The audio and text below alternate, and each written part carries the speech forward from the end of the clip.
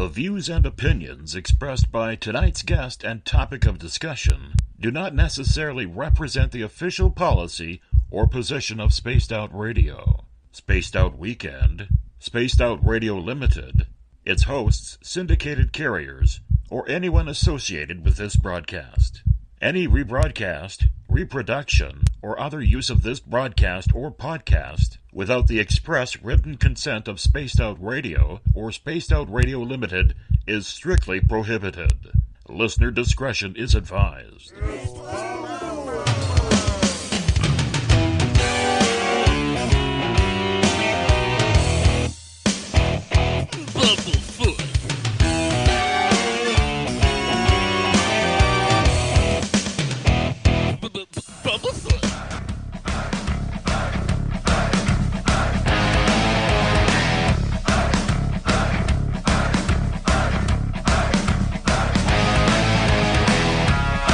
Are you experienced?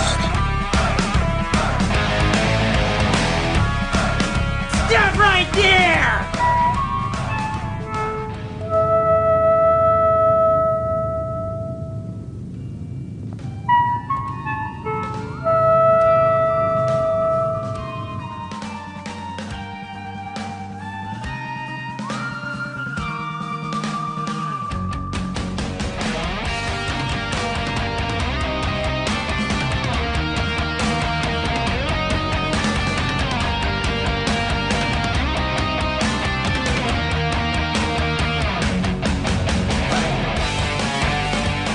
From high atop the mountains of British Columbia to you listening around the world, this is Spaced Out Radio with host Dave Scott. They let us play with all our toys, they let us think that we're big boys, they let us make the louder noise, but we ain't rule the world. They let us think we're Superman. You can follow us on our website, spacedoutradio.com, on iTunes and TuneIn. Follow Dave on Twitter at Spaced Out Radio, on Facebook at Spaced Out Radio Show, or on our YouTube channel, Spaced Out Radio Show. I try to act so cool, but you know I'm just a fool for you. I will stop till I reach the top just to be there with you. Dave, oh Dave, are you playing with Bigfoot and aliens again? Dad, you gotta stop haunting the ghost. It's scaring them. All right, seriously, put down the pointy sticks.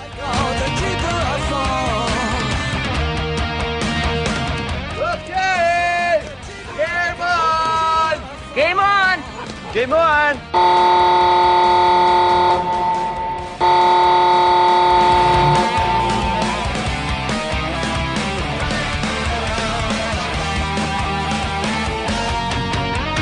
The password is... All right. Buckle up, space travelers. It's time to go for a ride on Spaced Out Radio. Mr. Bumblefoot, Dave is ready for liftoff. I try to act so cool, but you know I'm just a fool for you. Seriously, Dave? Really? Aren't you a little old for a tinfoil hat? Hello, Toby. Bye-bye. Love you. Bye-bye. Please take your seat above all. There will be entrance. It's time to take off.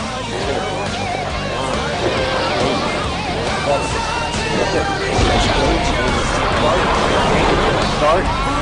2, 1. Boost ignition and lift off.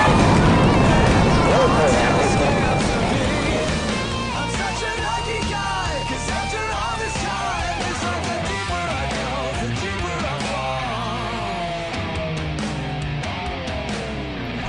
The deeper I go, the deeper I fall. Good evening and welcome to Spaced Out Radio tonight. I am your host, Dave Scott, and it's great to have you along for the ride on this Friday, October 20th, Saturday, October 21st, if you're on the East Coast or across the pond.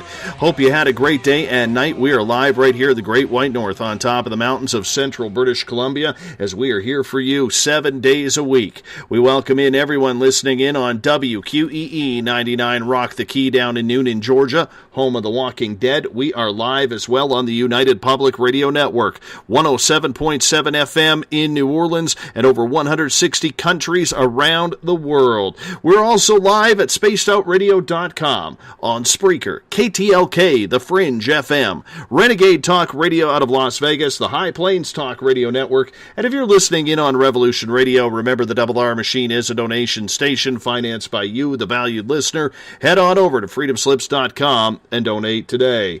Like our music, get your horns up for Mr. Ron Bumblefoot THAL, formerly of Guns N' Roses, currently of Art of Anarchy. Bumblefoot is the official music of Spaced Out Radio. You can also follow us all over social media. On Twitter, you can be like Alien Babble, our newest listener, punching on through on Twitter at Spaced Out Radio. Give our Facebook page a like, Spaced Out Radio Show. On Instagram, you can follow me at Dave Scott, SOR. Subscribe to our YouTube channel, Spaced Out Radio Show. Listen to us on iHeartRadio in the United States. TalkStream Live. Tune us in on TuneIn. Download and subscribe to our shows on iTunes. Our website is spacedoutradio.com. Now, if you want to take part in this show, you got to do me a favor. You got to sign in to one of our chat rooms, either on Rev Radio, Spreaker, the UPRN chat room, or on Facebook at the SOR Space Travelers Club. Or if you're on Twitter, use the hashtag SpacedOutRadio. I'll get your questions in there as well. Now, if you head to our website for $5 a month, you can become an SOR Space Traveler, and as of right now, you can go to the Spaced Out Radio store, pick up a t-shirt, poster, stickers. We have the Encounter online for you to read. You can check out my latest blog, and if you've had an experience you can't explain, fill out an SOR Sightlines report. We also got great video footage coming from Tim Doyle's UFO Seekers and Leslie Mitchell Clark's Contact TV. So we have everything going at spacedoutradio.com. 53 seconds. It's amazing how things can change in just a short period of time, how perceptions and beliefs can be affected by less than a minute. On October 20th, 1967, the lives of two men changed forever. Two young and very non-affluent men, Roger Patterson and Bob Gimlin, were on horseback in Northern California when they made history. They were able to capture Bigfoot on film. The footage was filmed alongside Bluff Creek, a tributary of the Klamath River. Patterson, who died in 1972, and Gimlin, who's still with us today, maintained until this day that there was no hoax, that the creature on the film was real. No film other than the famed Zapruder film of JFK being assassinated has received more critiquing by everyone from film specialists to film companies themselves. The fascination of this film continues to this day. The debate continues as well, as more people are venturing off into the wilderness and more people are having sightings. Now, we were supposed to have the crypto guru Ronald Murphy come on the show tonight. However, due to a family emergency, he's a single dad of 5 kids. You know how kids can be. He had to cancel at the last moment. But we're going to be talking Bigfoot all night with Eric Cooper and Corey Rees from S4 and Forest Moon Paranormal, along with the Encounters, Everett Thiemer. Gentlemen, thank you so much for being with us and filling in on last minute notice. How are you? Yo, good. How are you?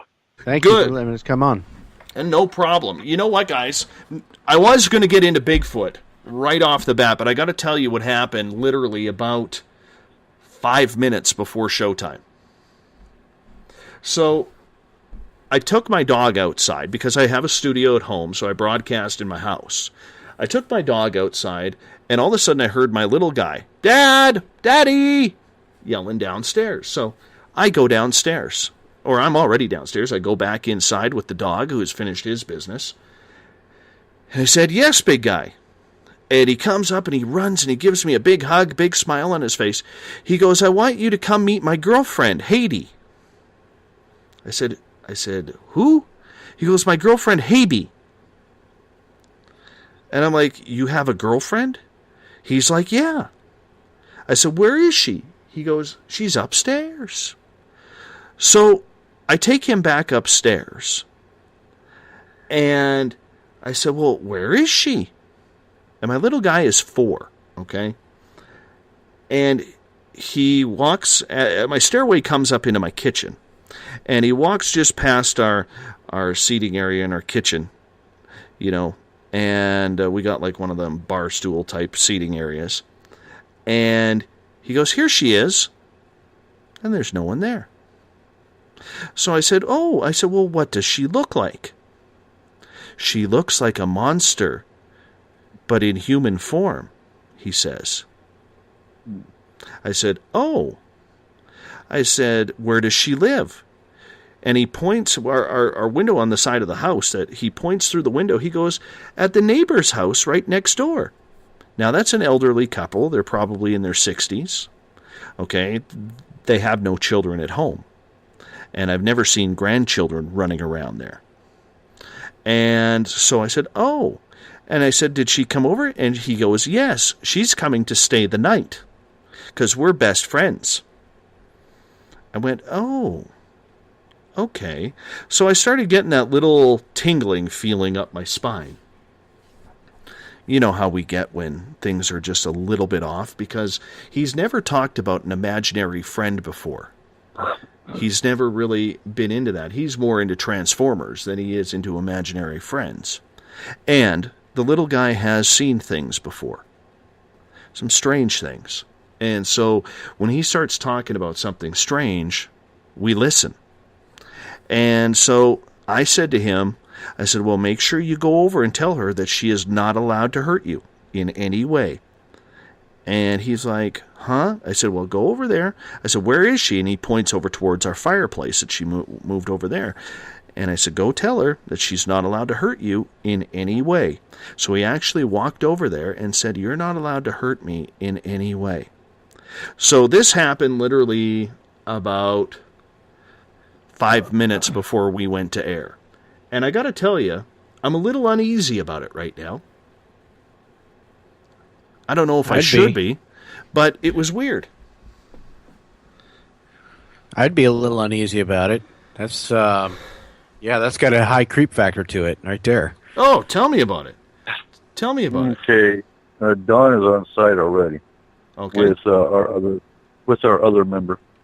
All right, so what's happening here is I got a hold of Eric Cooper, and Cooper with Forest Moon Paranormal has sent one of his astral travelers over to the house to actually check this story out, so we're going to see if it continues on for the night. So we're going to be doing a little bit of experimentation here on the show. But Coop, as someone who deals in the paranormal, where do you take a situation like that? What's it all about? Okay, well, first thing, like in your case, the team member who I'm in contact with during the entire time, usually, not always, but like tonight, we're actually active on it.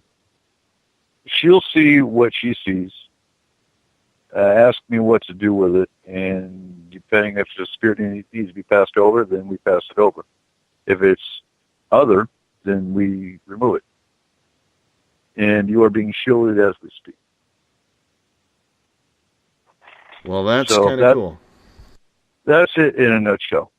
And there's a lot more details that go into it, but we won't go into that right now.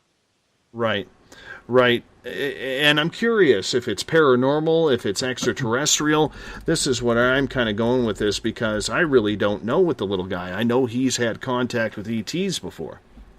Now, with your little guy, you need to focus on him a lot. I know he's, 4 now, right? Yes, sir.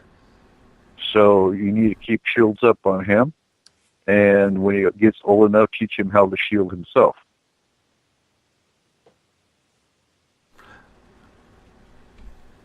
Wow. You know what? I've never had a show kind of begin like this before. No. It's rare. Not with your show. Your show, no. You've had a lot of stuff up. Yeah, I mean, there's always some sort of strange happenings around here. But he was so excited to introduce me to his girlfriend, so to speak. I'm a little weirded out. I'm not going to lie right now.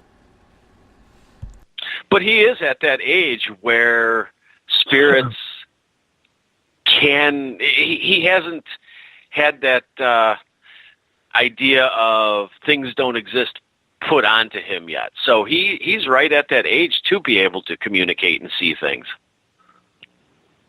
Okay, it's isolated right now, and it's being destroyed. It did come from next door. Now maybe they got some new furniture that brought it in. A lot of things can happen from neighbors or whatever that can bring these things in. Now, if they got new furniture, if they did remodeling, if they, I mean, it can be as simple as they have the mirrors facing each other that opens a portal. Your son is gifted, so it was drawn to your son. But it did come from next door. It is isolated right now. It's being destroyed as we speak. Weird, man. Absolutely weird. Wow. Wow. Does she know what it is or what it was? Waiting on a response. All right. Well, right now, it's just negative entity, and there's so many different entity classifications that almost troll-looking, she says. Not a gnome. It better not be a gnome. It better not be a gnome. Yeah, it's troll-looking, and I'm not a. Believe me, I'm not an advocate about shield not about shields. I'm not an advocate about the veil being thinner during Halloween. It does get somewhat thinner, but I can honestly say, based on our caseload, we have 5 or more cases a day year-round. It doesn't generally spike because it's Halloween. But based on that, so somehow they did attract this thing, and it came in and was drawn to your son because he is gifted. Do we have a name on this creature, or know what it was? Well, that's a book that we need to write. That is something we need to go through the cases we've done and come up with the labels for everything. Because right now it's just a negative entity that looks like a troll. All right. Now, because of you guys, now I'm being slammed by gnome pictures and comments right through. It is female in nature. Yes. Yes. Well, I do know that next door they did have to replace their refrigerator and freezer due to the forest fires and the power being out. So I do know that happened. Did they get used or no? The old ones? No, they were taken away. They were taken away. No. Okay, so when they got the new ones, were they new or were they used? Brand new. Okay. Huh. Weird. You've got so much paranormal activity up there. Who knows where it could have really come from? Mm-hmm. To start with, I mean, we know that it started from next door and came to your house, but it could have started any number of places. And you've had so much chaos up there with the forest fires and everything else. That energy and this thing could have come out of anywhere, really. Well, I appreciate you doing that. I started a gifting site because we went hunting Monday. Oh yes, and we went straight to our only Bigfoot tree knocking that we heard on the mountain behind me. And I was going to take Hot Wheels, but I forgot them.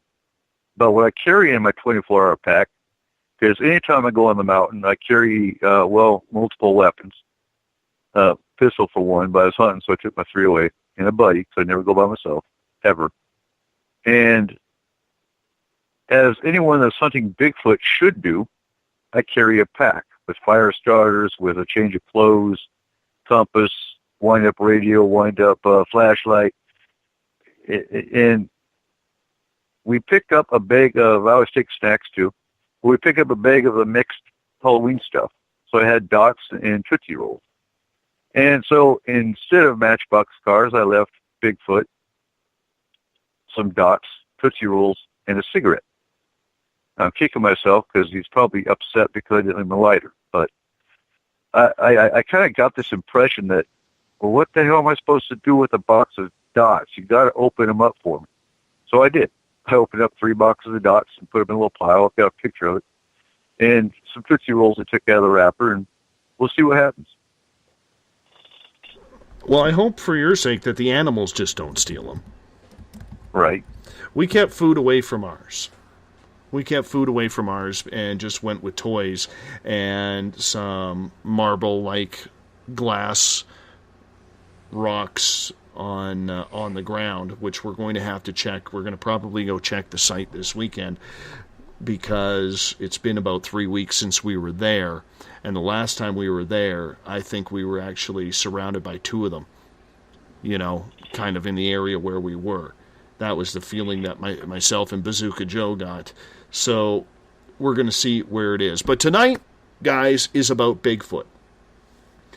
And it's been 50 years already that we have been looking at the video, the famed, infamous, whatever you want to call it, the video of the Patterson-Gimlin Sasquatch film in Bluff Creek. And it's a story that absolutely still intrigues people. People to this day are still saying it was a costume. People to this day are saying it was downright real, the first real piece of information on Sasquatch that we could all look at and say was real. And there's so much debate over this film and whether or not it was staged by Roger Patterson and Bob Gimlin that to this day it still heats up an argument. My own Facebook today lit up when I put that it was the 50-year anniversary of it. Some people want to believe, some don't. Everett, I'm going to start with you on this one. When do you recall first seeing that video? Gosh, I remember being really young, probably in the late 70s. Maybe it was on In Search Of or something. I saw it young, and I've debated it in my head ever since. I just like, your Facebook lit up. I go back and forth. I look at it and I can see things and I can want to believe or feel that I believe that it's real. And then I look at it another time and there's things that I question or there's motives that I question. So I have that debate in my head all of the time. Corey, do you remember the first time you saw that video? I don't remember how old I was, but I was a little younger, and I saw the video, and that time I didn't pay much attention to it. I didn't even think much of it, but, since getting more into paranormal activities and stuff, yeah, I've paid a little more attention to it now, and it's just, me personally, I think it's a solid video, and I have a lot of reasons, and a lot of them match up with yours. And how about you, Coop?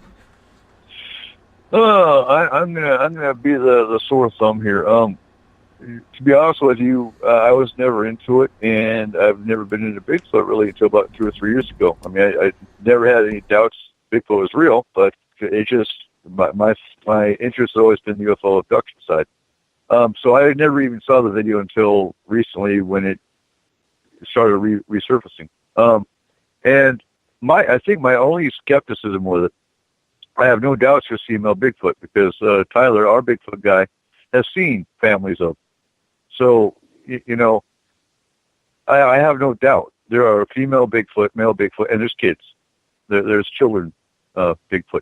I think my only skepticism with it is because, as you know, anytime someone's taken a picture of a Bigfoot or a video, it's always blurry or it's just a white spot in the camera. So why was this one any different? That would be my only question with it.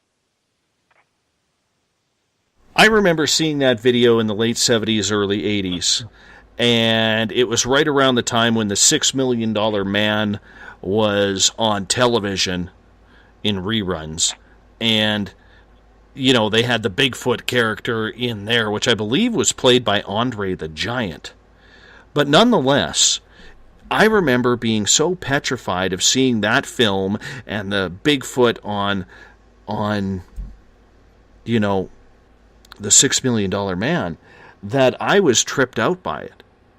And I was actually scared because at the time we had a park near us, and it was just we lived at the end of a cul-de-sac in a subdivision, and there was a park in between us and the next subdivision that was probably, 300, 400 yards long, not long, and it was surrounded by houses and a horse field on one side. And so there wasn't really any animals running around. There was never coyotes or foxes or anything like that. I mean, it was mainly for birds and, people to play fetch with their dogs, that type of park. But the trees that were in there, I was so scared as a kid, man, that Sasquatch was going to come out of those trees one day that it just petrified me. I was afraid to go in there, even with friends, at that time. And, it wasn't until later on in life when I said that I wanted to see a Sasquatch. I wanted to see three things before I die. I wanted to see a ghost, I wanted to see a UFO, and I wanted to see Sasquatch. And I was able to get all three, and it wasn't really until I saw the two creatures in 2013 that I realized that I don't really think that this creature is as negative as what I thought as a kid. But when it comes to the Patterson-Gimlin film, Everett, this film has been dissected more than any science experiment in high school, almost as much as the famous Zapruder film that showed JFK's assassination. Why do you think, Everett, that this film has been under so much scrutiny for the last 5 decades? I think because if it is real, it is definitive proof that something exists. And if it is fake, that's a heck of a story. People love mysteries like this, and this is either like I said, definitive proof, or an incredible hoax that's lasted for 50 years.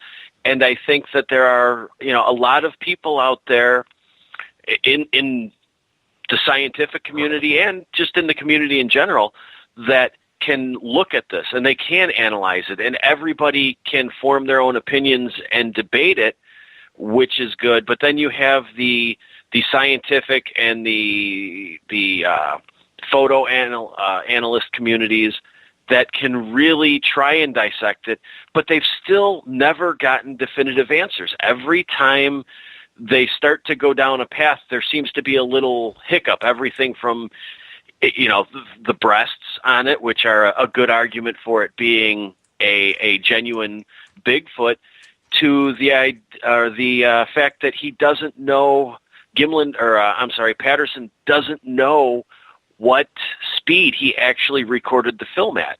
And if you speed it up and slow it down, it kind of does change the gait of the creature a little bit to make it look a little bit more human-like if it were a fake. So I think there are just tons of little avenues that people can start to go down that fascinate everybody, and nobody gets a definitive answer. So it just keeps kind of recirculating, and new people come in and look at it and are drawn into it, and the mystery continues. Do you believe it's a real or fake video, Eric?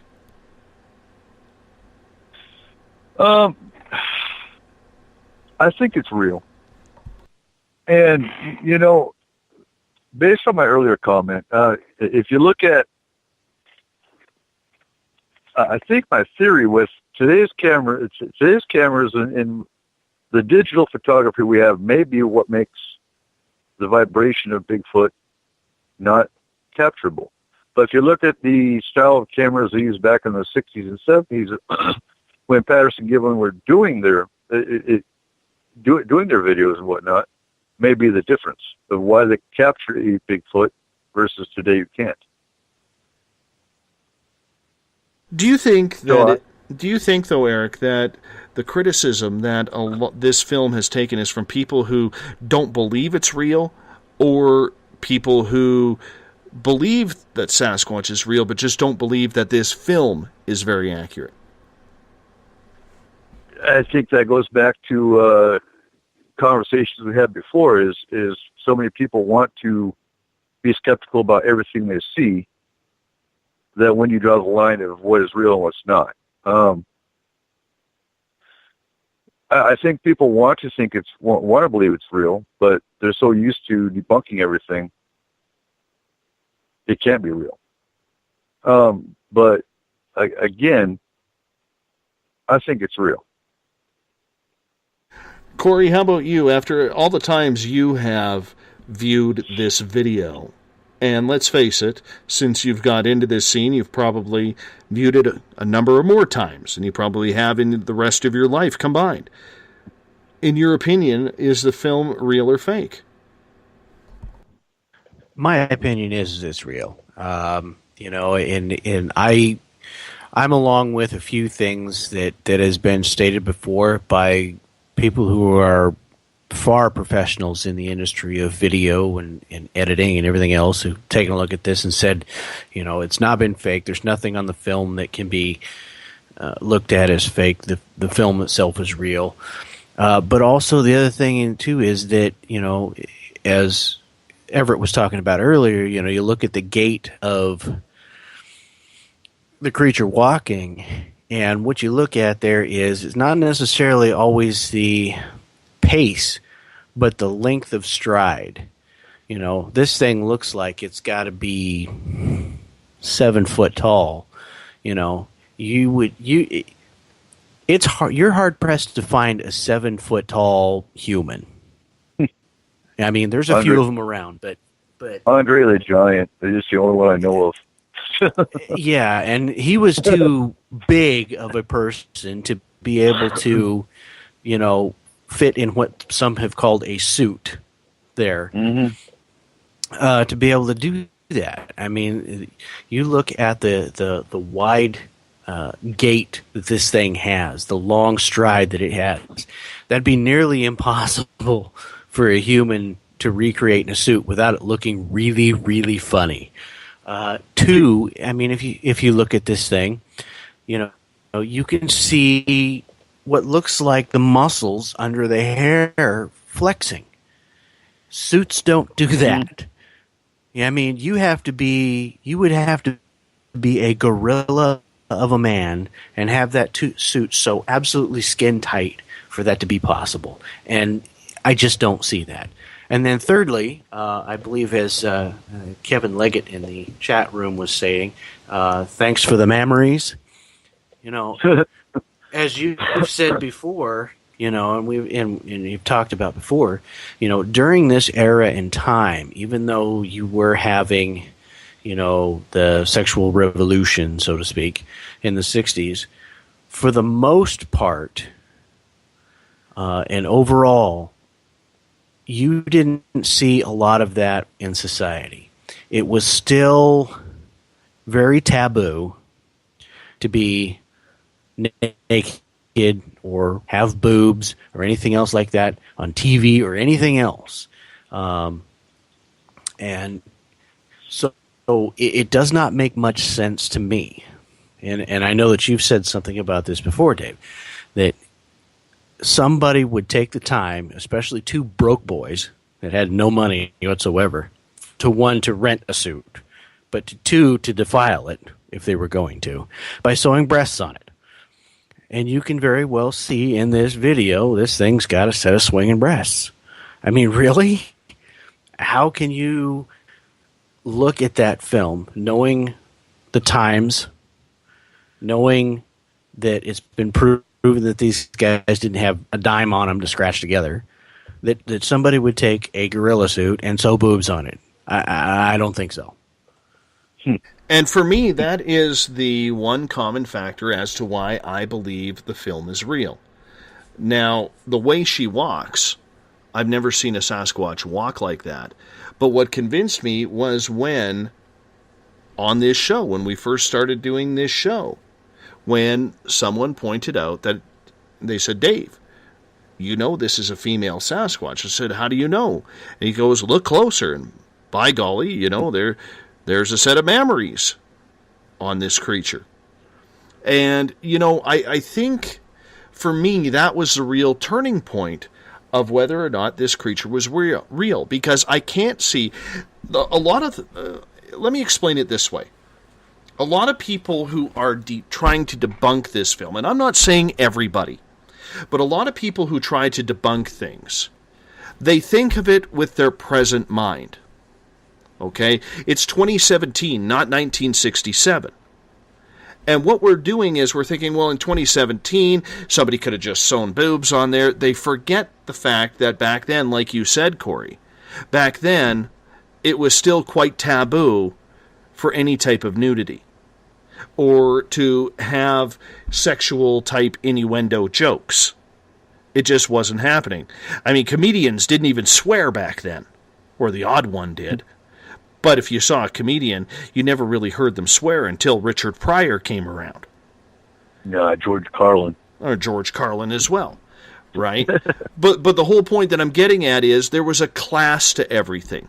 There was people still held respect for other people's opinions, other people who were there. The television networks kept everything quite in check. I mean, who remembers the Beatles couldn't use the word hi on the Ed Sullivan Show? But they did it anyways, right? So there wasn't that real rebellion. And if I'm correct at that time, please forgive me if I'm wrong, but I think in certain states they were still measuring, bikinis and female bathing suits at the beach to make sure that they met the legal limit of size. I think you're only allowed an inch to 18 centimeters of, I went Canadian there, sorry guys, of room above the knee.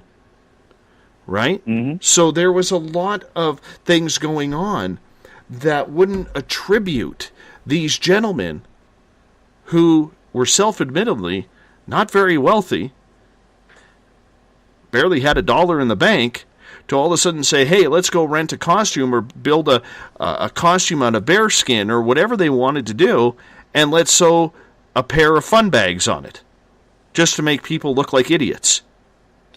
You know what I'm saying? I don't think they would hide behind that for 50 years, saying that it was real, and still have the joke on us by sewing a pair of breasts on there. That just isn't me. Everett, what do you think? I tend to agree with you, but there's also part of me that thinks, were they savvy enough or smart enough or even had enough of a sense of humor to say something like, they can't show or we can't show breasts on TV, but let's put them on this and see if we can get them on TV. Just to see if and maybe that's just something I would do, but just to see if it could be done. I think the breasts on it are a good argument for it being legitimate, but I don't think they make it legitimate. They're not the entire piece. They're not the entire proof. We need more out of this. Liz is asking a question. She's being a little snarky. Have you seen a Sasquatch walk, Dave? Yes, I have. Yes, I have. When I had my sighting. So I stick my tongue out at you, Elizabeth Anglin. Shake my fist at you, too. Got you there. And I agree with what you're saying, Everett, in regards to the fact that it is plausible that they did that. I mean, it's plausible. If Roger Patterson had lived past 1972, and gone on, and unfortunately he died of cancer. But if he had lived as long as Bob Gimlin has, who is still going to Sasquatch conferences all over North America in his 80s, and still saying that the film is real, I don't think that they would have had anything to gain. They weren't looking for fame. They weren't looking for fortune. They got the evidence that everybody wants. And unfortunately, nobody wants to believe. Eric? Well, and that's very unfortunate. I feel bad for Gimlin having to go to these, or I'm sure he loves going to these conferences, but all the ridicule I'm sure he gets when he goes to them, by the haters and the debunkers. But no, I agree. They had nothing to gain from releasing it, and to be honest with you, they didn't have to release it. But what more evidence can you get from it? You really can't. Now, if you go back to the same spot that they actually did the video at, I'm sure that'd be the prime spot to do a gifting site. You know, and like Markham was said in the chat room, you know, Patterson went to his grave, stating that was a very factual, a very true video. Is it possible though that they did have a costume? Weren't they up there filming or beginning to film a movie that they were trying to make? Yeah, but think about it, Everett. Where are they going to get a costume that big? There is no one other than, like I said earlier, Andre the Giant was the only 7-foot human, and I believe Andre the Giant actually broke Guinness Book of World Records for being the tallest back then. Well, there was, you go to the NBA, sorry to cut you off. I mean, you had Wilt Chamberlain, you had Kareem Abdul-Jabbar, and many others, but I don't believe you're going to have one of them, you know, go with two literal hicks into the forest and say, they would have broke their silence by now. Yep, I was the one. I was in a suit. You know, 50 years, somebody would have broke silence if that was them. And can you imagine someone trying to stand on stilts in a costume to make that gate? There's no way. But we're not even sure about the height, really, are we? Because Gimlin, I believe, originally said he thought it was about, I don't know, I want to say 6 feet tall or so, and Patterson, I thought his original estimates were around 7, maybe. It was after that he kind of increased the size estimate that he had and made it more like 7.5 feet or so. So are we even really sure of how tall it was? Well, that's about the average height. Anything you look at a distance, unless you really get a real good frame of reference with it standing right next to something, is hard to determine exactly how tall it is by just the glance of an eye. So, but what we're talking about here is most of these film experts, we'll call them, that have looked at this thing, have said, looking at the creature and the background and doing, mathematics and stuff according to everything they're saying that it's probably about 7.5 feet tall. Here's one of the things that gets me so much. People talk about why, they brought this thing out. Oh, it was for fortune or for fame. When you really think about this, if they probably would have had the opportunity to not bring it out, knowing probably what they know now, or the one who's still alive knowing what he knows now, they probably wouldn't have. And why? Look at how much criticism they're getting. Tons of it. I mean, this kind of really, I'm going to rant a little bit. This really kind of irritates the hell out of me. Because when you look at this, you have so much evidence in this film that shows that it's real, right? You've got guys going to their deathbed saying that it's real. We can't, as Dave knows, even post a legitimate picture of what appears to be a spirit on a staircase on Facebook without complete criticism. I mean, there are so many people out there that an alien could walk up to him, punch him in the face, and they'd question it. Oh, really, this is how bad this is. When is it that we're actually going to get together on something when there is good enough solid evidence, when there's enough to back it up, and people go, all right, I think that's right on. I think that's true. This looks like real solid evidence. Instead, everybody wants to point a finger at it and go, yeah, I don't believe that because, this or that or whatever, and just nitpick away the possibilities. Possibilities, not even really something they can see for sure, just possibilities. I find that disturbing. There was a story that Trip brings up in the Spreaker chat room of one of the guys being busted making footprints in a ditch by the area they were logging. You know, do we know if that's confirmed or if it's just one of these hoax stories that's going around to try and debunk this myth, Everett? I have not heard of that. I've never heard of anybody being caught trying to do or commit any fakery around this, so I don't know. I hadn't heard that yet. That's the first time hearing about that. I did hear that there was a gentleman who did come out, said that he was the one who was the Bigfoot in that video, and then he later recanted and continued to recant his story after that. I did hear that story. You know, there's so much rhetoric that goes along with this. You know, is it easy to see, Everett, why certain people are not believing that Sasquatch is real? Yeah, I think it is. And to go back to Tripp's comment about somebody coming out and faking footprints, you know, if that's coming out now or that's coming out in the past or has come out in the past 10 years, I lean towards just ignoring it. I don't think it gives the idea that the film is fake any credibility. Something like that, I would think would have come out a lot sooner. In the but 80s. You continue, 80s, maybe early 90s, maybe I would give it more credibility.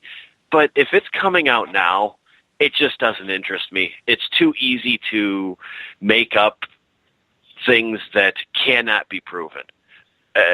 To me, we have to, at this point, just repeatedly go back to the film and the statements of Gimlin and Patterson. I do know that there was that, like you said, that one person who had said that he was the Sasquatch, and then he recanted. So that one, you know, you have to throw that away. But in terms of debating it, when you get these stories that are coming out recent or so, you just have to throw them away too. And if we're going to have a debate or we're going to argue the film, let's keep it based on the film and the people involved, not something that's coming out second or third hand 50 years later. And I think that's the big one, is today, you know, with as fickle and as skeptic that everybody seems to be, or in the Bigfoot field, we like to call that scientific for the most part, as everybody seems to be.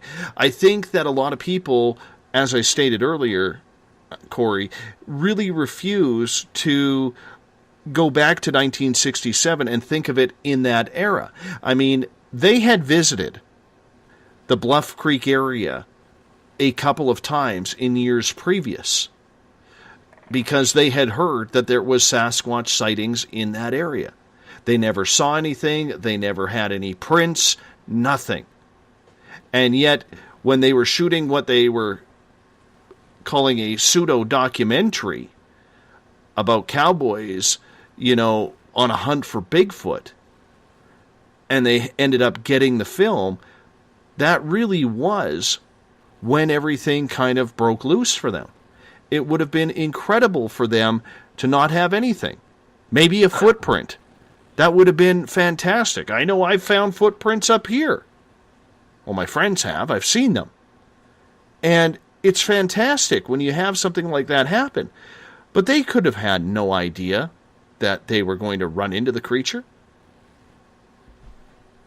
No, I mean, you know, when you go to some place in hopes of, there's always a little thing in the back of your mind that expects that you're probably not going to, but you always have hope, you know, and I can see, you know, if they had heard that there was, you know, some sightings in that area, yeah, they would be going up there and they'd probably be taking their camera in hopes of finding something, you know, and, you know, they hit, as they say, pay dirt. I mean, they were the luckiest people on on the planet that day. They actually were able to, even if they were just horsing around talking about this and saying, hell, we're out here to looking for Sasquatch, whatever, to actually run across the Sasquatch walking across this area and to be able to catch it on film. That's kind of an incredible thing, and it's awesome. And I mean, the amount of emotion that must have been going through them as they were seeing this thing, I mean, they had to have just been shaking by the time they were done filming it. And as we talk about, the guy who said, that he was the guy in the suit and whatever else like that, part of the reason why he recanted was there was no tangible evidence that he was the guy in the suit. This, when he actually had his feet put to the fire, he couldn't produce the suit. He couldn't produce where the suit was, who had it, who made it, why it was done. None of that. It was just all smoke and mirrors for that guy. Basically, it was one of those things where it was somebody that went, "Oh, look, here's a possible way that I could have my 15 minutes of fame," and stood up there and said, "Oh, look, I was the Bigfoot guy." And then, of course, when he got called out on it, couldn't prove anything, so he finally went, "Yeah, okay, I didn't do it." But here's the part. Hey, Dave? Yes, go ahead.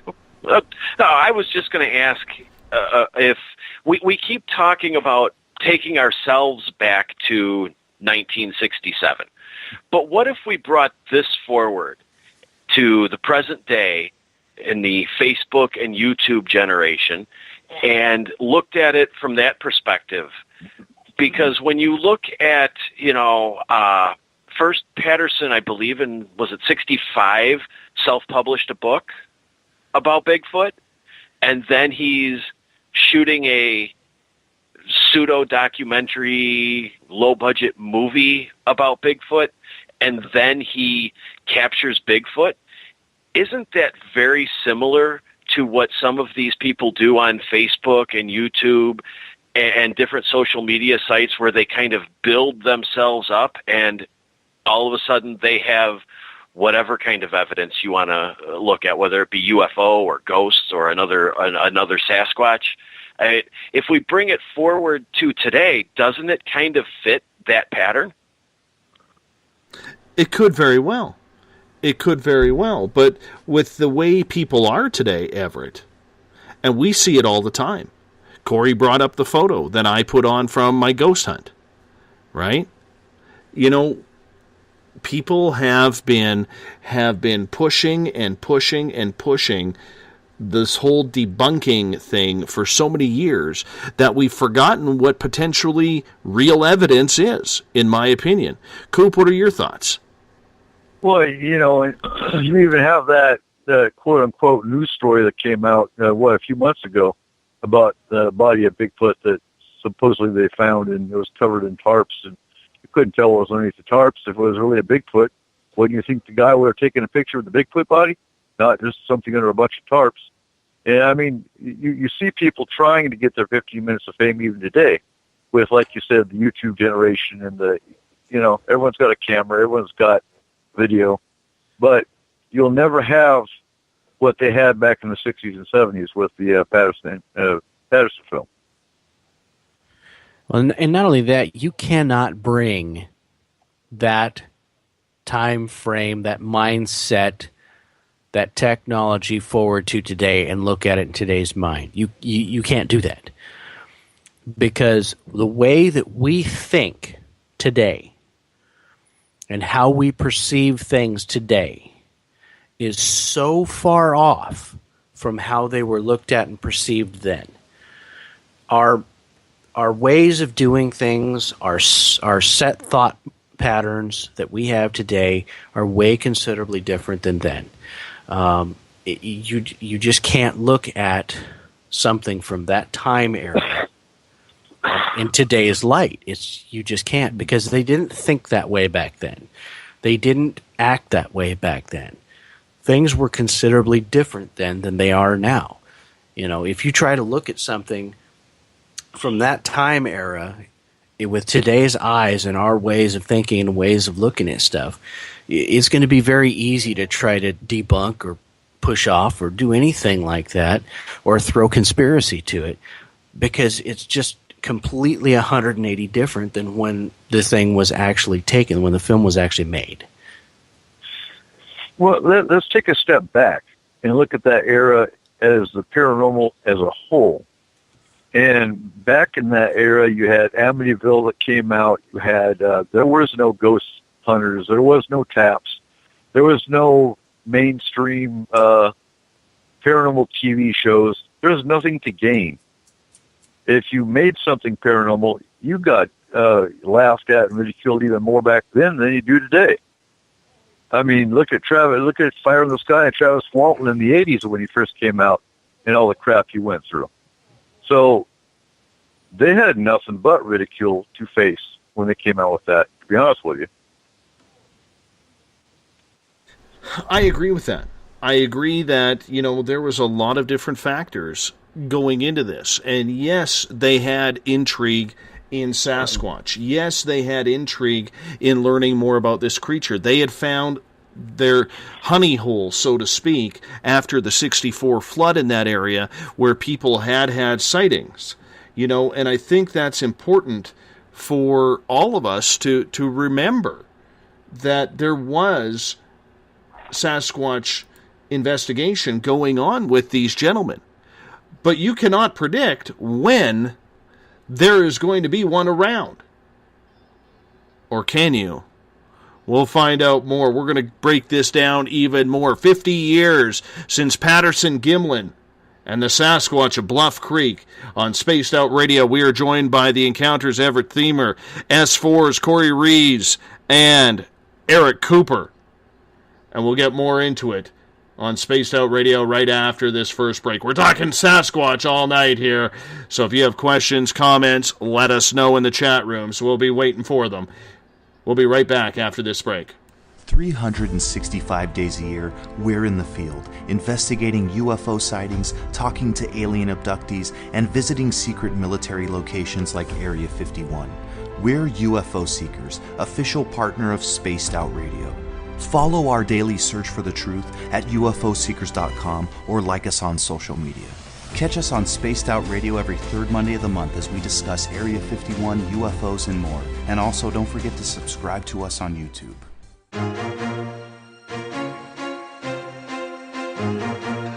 From coast to coast to coast, Blacklight Uncharted is taking on the paranormal across Canada. From ghostly hauntings to the UFOs flying above in conjunction with MUFON Canada, we're closely investigating what's going on in the northern skies and checking out the apparitions that walk among us. Check out our videos right here at spacedoutradio.com. We want to know your thoughts, we want to hear your experiences, and we want you to share your stories. The answers are out there, and we intend to find them. Would you like to become one of our space travelers? All you have to do is click on the Space Travelers icon at spacedoutradio.com. For only $5 a month, you can get access to some great prizes, as well as private monthly shows, newsletters, and a members-only section on our website. Become a space traveler today. It's paranormal news at its finest. Welcome to The Encounter. At spaceoutradio.com, The Encounter online is SOR's trusted news source for everything weird and strange going on around the world. This is news editor Eric Markham. Our team of journalists are scouring the planet for those strange stories that rarely make the mainstream. No fear-mongering or fake news here. Head over to spaceoutradio.com and encounter The Encounter. Want to learn more about aliens, cover-ups, conspiracies, cryptids, and the paranormal? All you have to do is tune in S4 as we take over Spaced Out Radio Night, starting at midnight Pacific, 3 a.m. Eastern, each and every Saturday night, right after Spaced Out Saturdays. Hi there, this is Eric Cooper from Forest Moon Paranormal. Join me, Corey Ruiz, and friends as we discuss the hot topics of the night. It's fun, entertaining, and as dark as the night. Find us at spacedoutradio.com.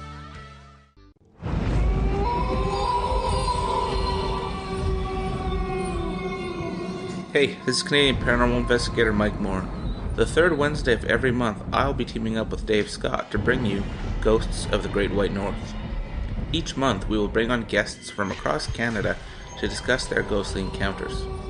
Canada is a paranormal hotbed with stories you've never heard, so we're going to bring them to you. So get comfy on your Chesterfield, grab a donut, and join us, eh?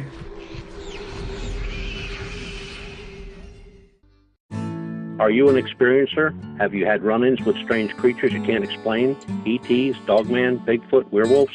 They're enough to scare the daylights out of anyone. Hi there, I'm Butch Witkowski from your 4-Cop. And on the last Monday of every month, you can listen to me and the host, Dave Scott, talk about the weird and the strange being reported on Spaced Out Radio. I'm going to bring my investigations and sources, you bring your experiences, and we'll figure out the rest together. Strange Days on Spaced Out Radio. Come tune us in at spacedoutradio.com. Want a place to share your experiences without feeling judged? We have the place for you. If you've experienced sightings or contact with ETs, ghosts, cryptids, or UFOs, and you'd like someone to confidentially look into the matter, just fill out an SOR Sightlines report.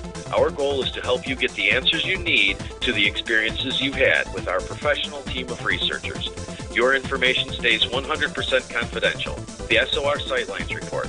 Fill out your experience today only at spacedoutradio.com. Psychic Sundays, spiritual communication, ET contact, Sasquatch in your backyard. We will have it all on Cosmic Passport with me, Elizabeth Anglin.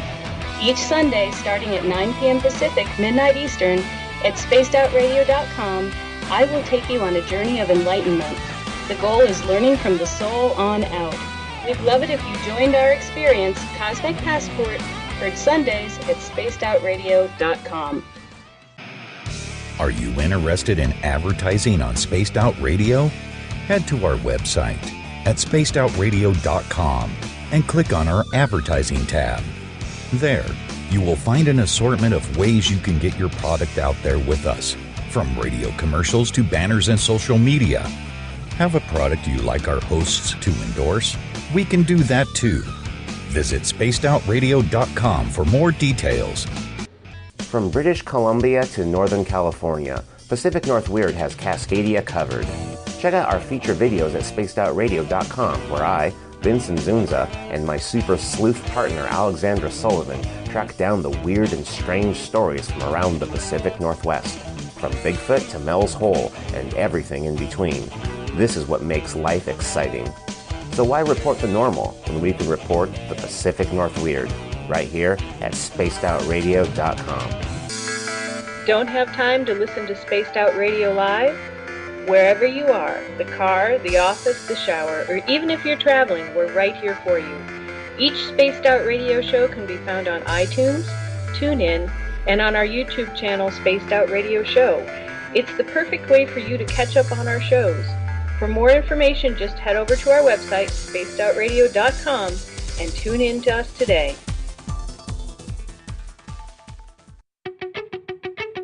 Welcome to Spaced Out Saturdays with me, Dave Cruz from Beyond the Strange. Our weekly feature on spacedoutradio.com will take you around the world discussing everything from the paranormal to the latest conspiracies from the top guests in their fields. We won't leave any story uncovered. Spaced Out Saturdays at spacedoutradio.com starting 9 p.m. Pacific, midnight Eastern. The views and opinions expressed by tonight's guest and topic of discussion do not necessarily represent the official policy or position of Spaced Out Radio, Spaced Out Weekend, Spaced Out Radio Limited, its hosts, syndicated carriers, or anyone associated with this broadcast. Would you like to connect with us? Head to spacedoutradio.com for all your latest show info. And hit us up on Twitter using the hashtag Spaced Out Radio. Now, back to Dave Scott and SOR. Welcome back to the second hour of Spaced Out Radio tonight. I am your host, Dave Scott. Good to have you with us. The weekend is approaching, which means it's time tomorrow night for Spaced Out Saturdays with Dave Cruz. And on Sunday, Elizabeth Anglin is in with Spaced Out Sundays Cosmic Passport. They get going at 9 p.m. Pacific, midnight Eastern Time at spacedoutradio.com. We want to welcome in everyone listening in on WQEE 99 Rock the Key down in Noonan, Georgia, home of the Walking Dead. We are live as well on the United Public Radio Network, 107.7 FM in New Orleans, and over 160 countries around the world. Great to have you with us as well. We are also live on KTLK, The Fringe FM, Renegade Talk Radio out of Las Vegas, and if you're listening in on Revolution Radio, remember the Double R Machine is a donation station financed by you, the valued listener. Head on over to freedomslips.com and donate today. Bill Cardwell has set the password for tonight in the SOR Space Travelers Club. Amphisbaena. Amphisbaena is your password. Make sure you use it wisely, Space Travelers, as Bill sets a password each and every night right here on the mighty SOR. Now, if you want to follow us on social media, you can do so on Twitter at Spaced Out Radio. Use the hashtag Spaced Out Radio if you want to connect live with me during the show.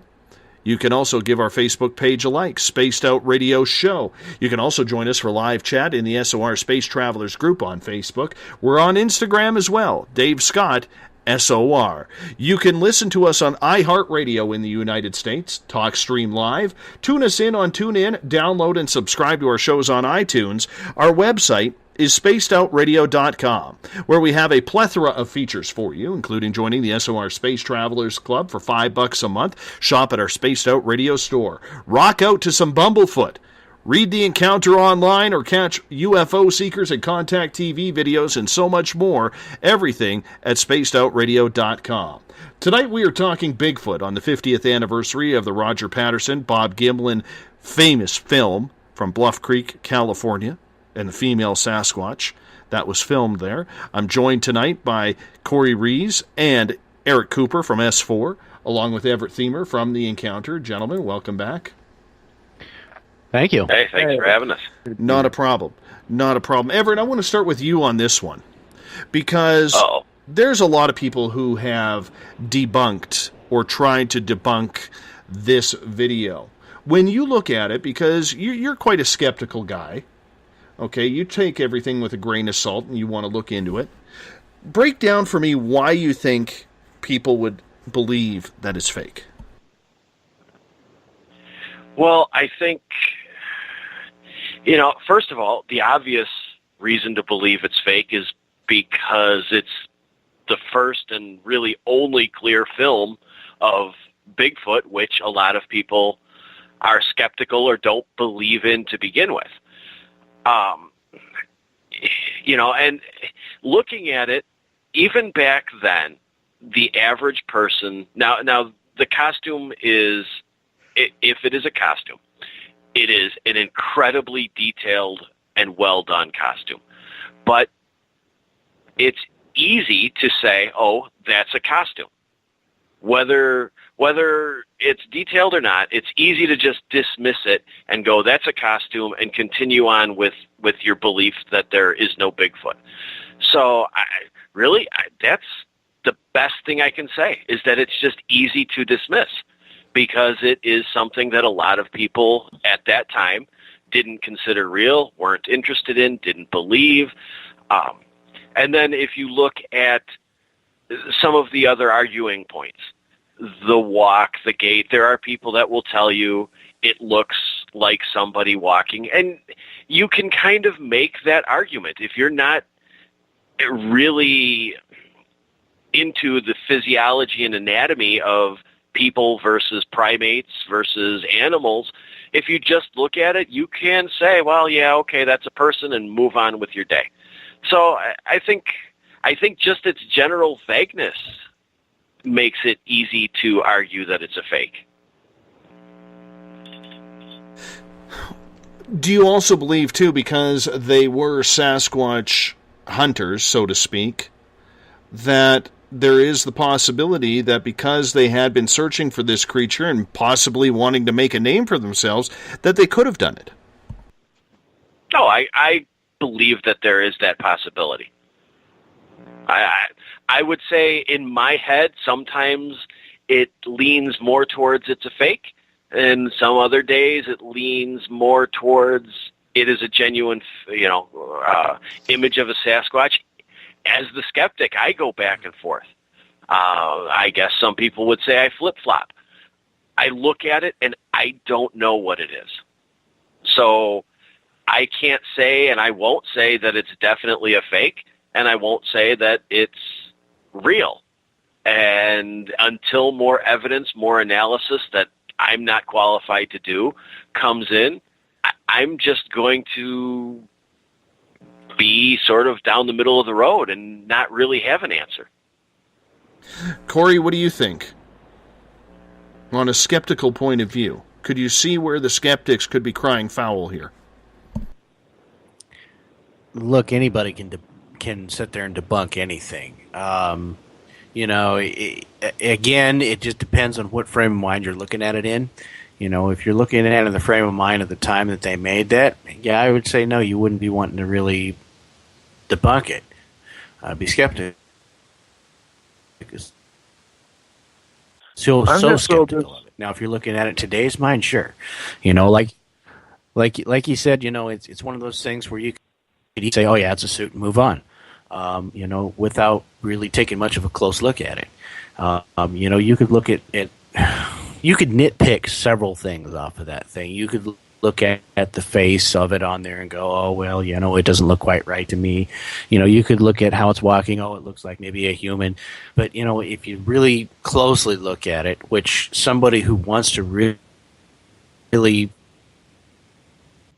find out yes or no, is it fake or isn't it fake, is going to actually look at it close. Most of your debunkers, they aren't looking at it close. They take a glancing passerby at it and go, no, there ain't no way. Coop?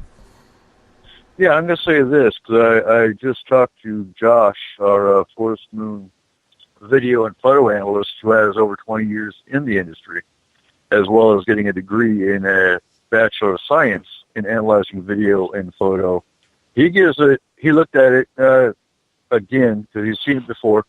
He gives it an A grade, in his opinion, based on the foliage is authentic. It's obviously a creature, and there is no fake in that one. So it comes from him, as well as our discussion here. It's not fake. I don't think it's fake either, but I can see where the debunkers and those who don't believe it's real are going with this. I could see where they feel that it is somewhat fake or contrived, because when you have people who are bringing a video camera up in order to film a pseudo-documentary, it's just a little bit too surreal or realistic. Wouldn't you agree, Eric? Well, it is a coincidence. I mean, and I don't like the word coincidence, but yeah, if that's what their intention was, and voila, they came up with one on the very day they were going out to make the documentary, that does bring doubt. I agree. But on that note, too, again, where did they get a 7-foot guy? I mean, if it was 7 foot, if you look at the trees around the video, if you look at it, you won't go look at the footprints. That's the other thing. I've got a 17-inch track plaster cast sitting here in my house. Did anyone go look at for footprints? Did anyone plaster cast it? That would be my other question. But there, and like Corey brought up earlier, the muscle ripples. You can discuss both sides of it, but when it comes down to it, the creature itself's not fake. There's no way. It's got breasts. That was unheard of back then. Today, I can tell you, yes, there are female Bigfoot. And I don't say that for opinion. I say that from, our own Bigfoot guy who's seen female Bigfoot firsthand. So back then, female Bigfoot was unheard of. Did they make that up? I don't think so.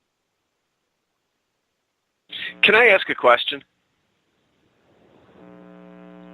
Of course. Do you guys think that we would be having a different debate if this were caught by a family fishing on the river or having a picnic somewhere with one of those little 8mm movie cameras that were popular back in the late 60s, early 70s? Would it be a different debate than what we're having now just because of Patterson's history? To be honest, no, I don't think so. No, because I think it would be the same debate. Yeah, it would, because nobody's got real evidence. That's just unheard of. And okay, so going back to the camera, if they were using the camera from back in the 70s, that's a lot more valid than today's cameras, because today's cameras are all digital. Anything can be CGI. And, that's just not debatable. But I think if you went back old school and got most of your evidence on the cameras back then, you can't alter them. I mean, I guess anything can be altered with Photoshop and whatnot, but a lot harder to alter. But, yeah, I think it'd still be debatable, because everything is debatable today.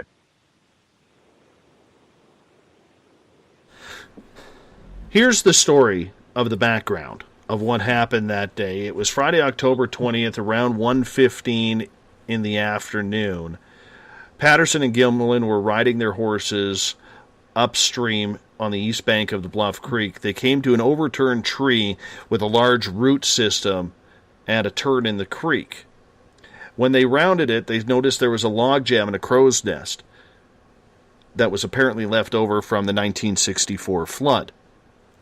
They spotted the creature nearly behind it simultaneously. It was like it was crouching down or just standing there on the opposite bank. And when it saw them, it started walking towards the forest.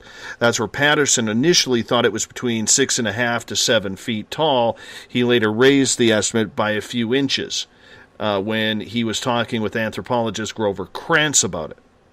And apparently, as the creature started to walk by them, the horses started going crazy. In fact, the one Patterson was on almost bucked him off, and he was actually having troubles getting out of the saddle and the stirrups because the horse was acting so erratically.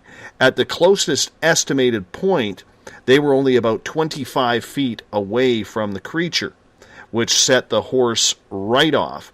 And that's where they were trying to get the camera out from one of the saddlebags to get the film. And then at that point, apparently, Patterson yelled over to Gimlin, "Cover me," meaning get the gun out just in case. And that's where they got the famous film, the 53 seconds that we talk about. And it starts off very shaky. And then the creature, of course, appears to glance over its right shoulder to look at them a couple of times, and then disappears and walks its way into the woods. I mean, when you've been that close to a Sasquatch and the animals are going crazy, animals, the one thing about them, if you haven't noticed, animals are pretty good detectors when there is some sort of danger around. And, whether it's dogs, cats, household pets, or even animals in the wild. Hell, I had a deer the other day in my yard that got spooked. It looked at me and it got spooked. That doesn't surprise me. I'm not an attractive guy, right? But the fact is, animals always have their senses up. They're going to react to danger. Eric, you've spent a lot of time in the outdoors, both in the Army and as a hunter. I mean, how many times do you see an animal get spooked? Oh, they always get spooked. And going to the paranormal, yeah, cats, dogs, even horses get spooked when there's bears, when there's anything out of the ordinary around. Horses are known for it. And you've heard my story about my cows. Animals see in a different dimension than we do. They also have a higher sense of smell, a higher sense of hearing. So, yeah, you always pay attention. And just the fact that, so nobody was there. Nobody knows if the horses got spooked. That's going by them. But just the fact that their horse is spooked says a lot. So, yeah, to me, that lends even more credence. But, again, you're going by their word. See, I'm apt to give them that their horses got spooked. And in a way that, like you said, that lends credence, because today we accept that Bigfoot or any kind of paranormal creature, so to speak, would make an animal uncomfortable or spook an animal. Back then, where, when there weren't a lot of people hunting Bigfoot and it wasn't really very well investigated, is that something, if they were going to fake it, is that something they would have even thought of after the fact, to say their horses were spooked? Would it be something they'd consider? No, because again, back then, like I said earlier, the paranormal wasn't just the fact that they brought it out in that time era. And, even UFOs were hush hush, let alone Bigfoot. Because back then, you still had towards the end of the Project Blue Book and the government's involvement with UFOs. Again, you had Amityville, which was seen as entertainment, and that was at the time of the Warren, Ed Lorraine Warren's era, where everything was a demon. But back then the paranormal was a lot more taboo, and you had a lot more loose talking about it than you do today. So they wouldn't think about, the horse is spooked, because you said that. Somebody else would come up and say, well, it must be a bear, or it must be a wolf, because that's what makes horses spook, or snakes. If the horses were spooked, though, why? I guess I can't really grasp why maybe Bigfoot wasn't spooked. He seems, or she seems, so casual about just walking into the woods. In a way, I would expect her to be as frightened of the horses and or people as they were of her. I would think she would. I would think she would have been running. I think. Well, there's another thought of that process too. Is that you look at it, and that creature looked over its shoulder 2-3 times. The only time you ever look over your shoulder. What's the only time you ever look over your shoulder? When you think something's coming after you, right? There you go. There was most likely a very uneasiness to that creature, knowing that those people were there. That's the reason why it was, moving right along and keeping an eye over its shoulder, what was going on. Basically seeing what the status of the people watching her was. Are they moving towards me? Are they running? Are they raising a gun? My thoughts is if they had have tried to follow, then it may have started to pick up the pace a bit and probably would have taken off. I mean, when you look at, there are many animals out there, bears included, when they're walking along, if they happen to notice something, they start looking over their shoulder as they keep going. If you try to do something to scare them, one of two things is going to happen with a bear. It's either going to run off, or it's going to turn and come at you. But if you just leave it alone, it usually just keeps on going. And I like the point Tripp makes. Tripp's talking maybe the reason they were able to get that close might have been because of the horses. And I would be prone to agree with that because, another animal is going to bring a lot more calm, potentially. So she might have smelled the horses over the scent of the human and was surprised at the human element. Yeah, that's very possible. There's a comment here that I liked in the chat room that I thought was kind of funny from our good friend with the pointy sticks. He says, I've never seen Dave Scott in person, but I have seen some blurry photographs of him, but I can't vouch for authenticity. I'm not certain that Dave Scott exists. No, he doesn't really. Technically, he doesn't. He's just a voice and a microphone. That's it. That's all he is. A voice and a microphone. That's all I got. That's all I got. But that's okay. I think we can provide some eyewitness statements that Dave Scott exists if anybody wants to debate them. Mm-hmm. Well, I don't know. I mean, there's only been a couple people who've actually seen what appears to be my whatchamacallit, my profile, you know. So, I don't know. I really don't know. It makes a good point, though. I mean, you know, because, hey, you know, several of us could vouch, oh, yeah, Dave Scott exists, we've seen him, you know, everything else. But, you know, if you talk to somebody who's never seen the person, they could go, yeah, sure, there's no Dave Scott.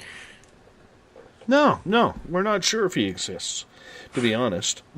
You know, just like Coop's beard used to exist until he decided to shave it off.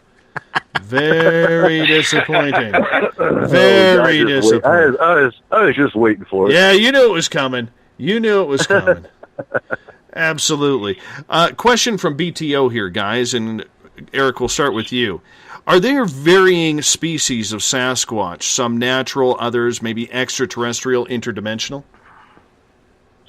Yes. I'm sorry, BTO, I forgot to get to that. I kind of egged him on about asking questions because he wanted to ask questions. Yes, I believe that Bigfoot is interdimensional. As far as I'm kind of divided as far as the different species of them all being interdimensional because of the different personalities you see or the different traits.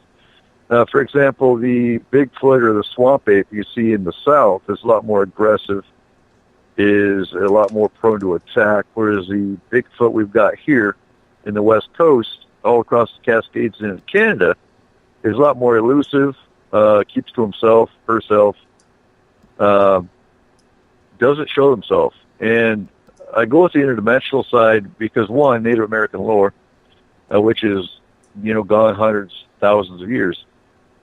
Two, you can't get a good picture of them. They're always blurry as a white spot. Dave can attest to that. Three, you can follow tracks of them through an open field in snow, and they just disappear. There's no bodies. The other part of his question, too, I know, was do we think they have burial sites? If they're interdimensional, I don't see a burial site. The burial site maybe is in another Bigfoot comes in and takes them back dimensionally. That would be my theory on that. Mm-hmm. Let's go with the next part of that question. How are Sasquatch then so elusive? Dimensional shift. Jumping back into their own dimensional, or their own dimension.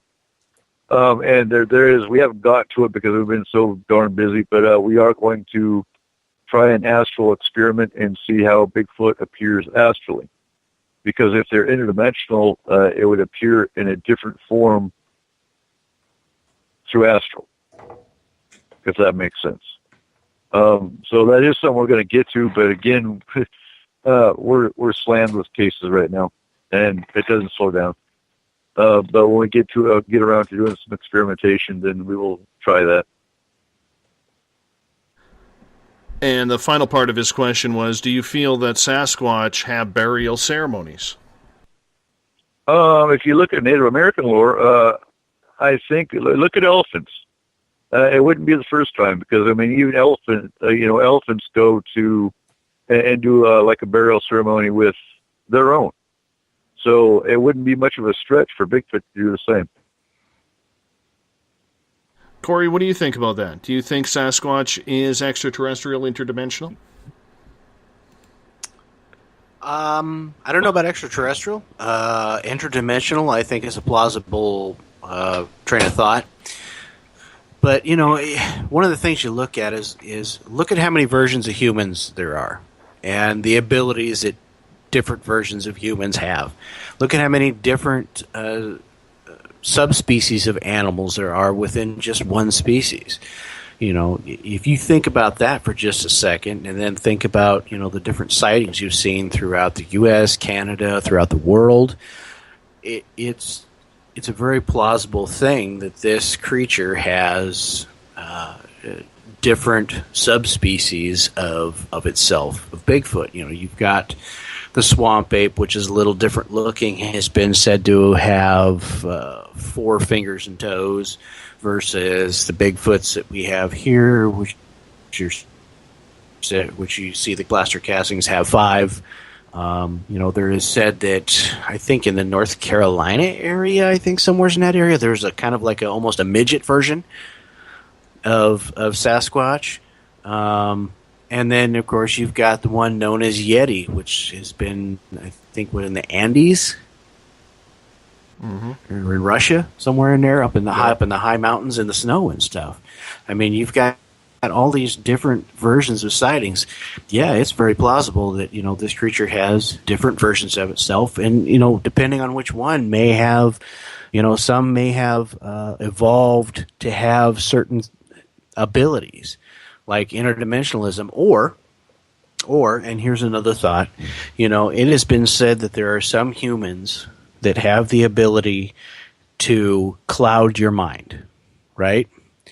To be able to project thought onto you, to cloud your mind to the point that you can't see that person standing straight in front of you. Who is to say that there isn't some of these Bigfoot that have not figured out or changed enough along the way to do just that, to be able to cloud your mind so that you can't see them.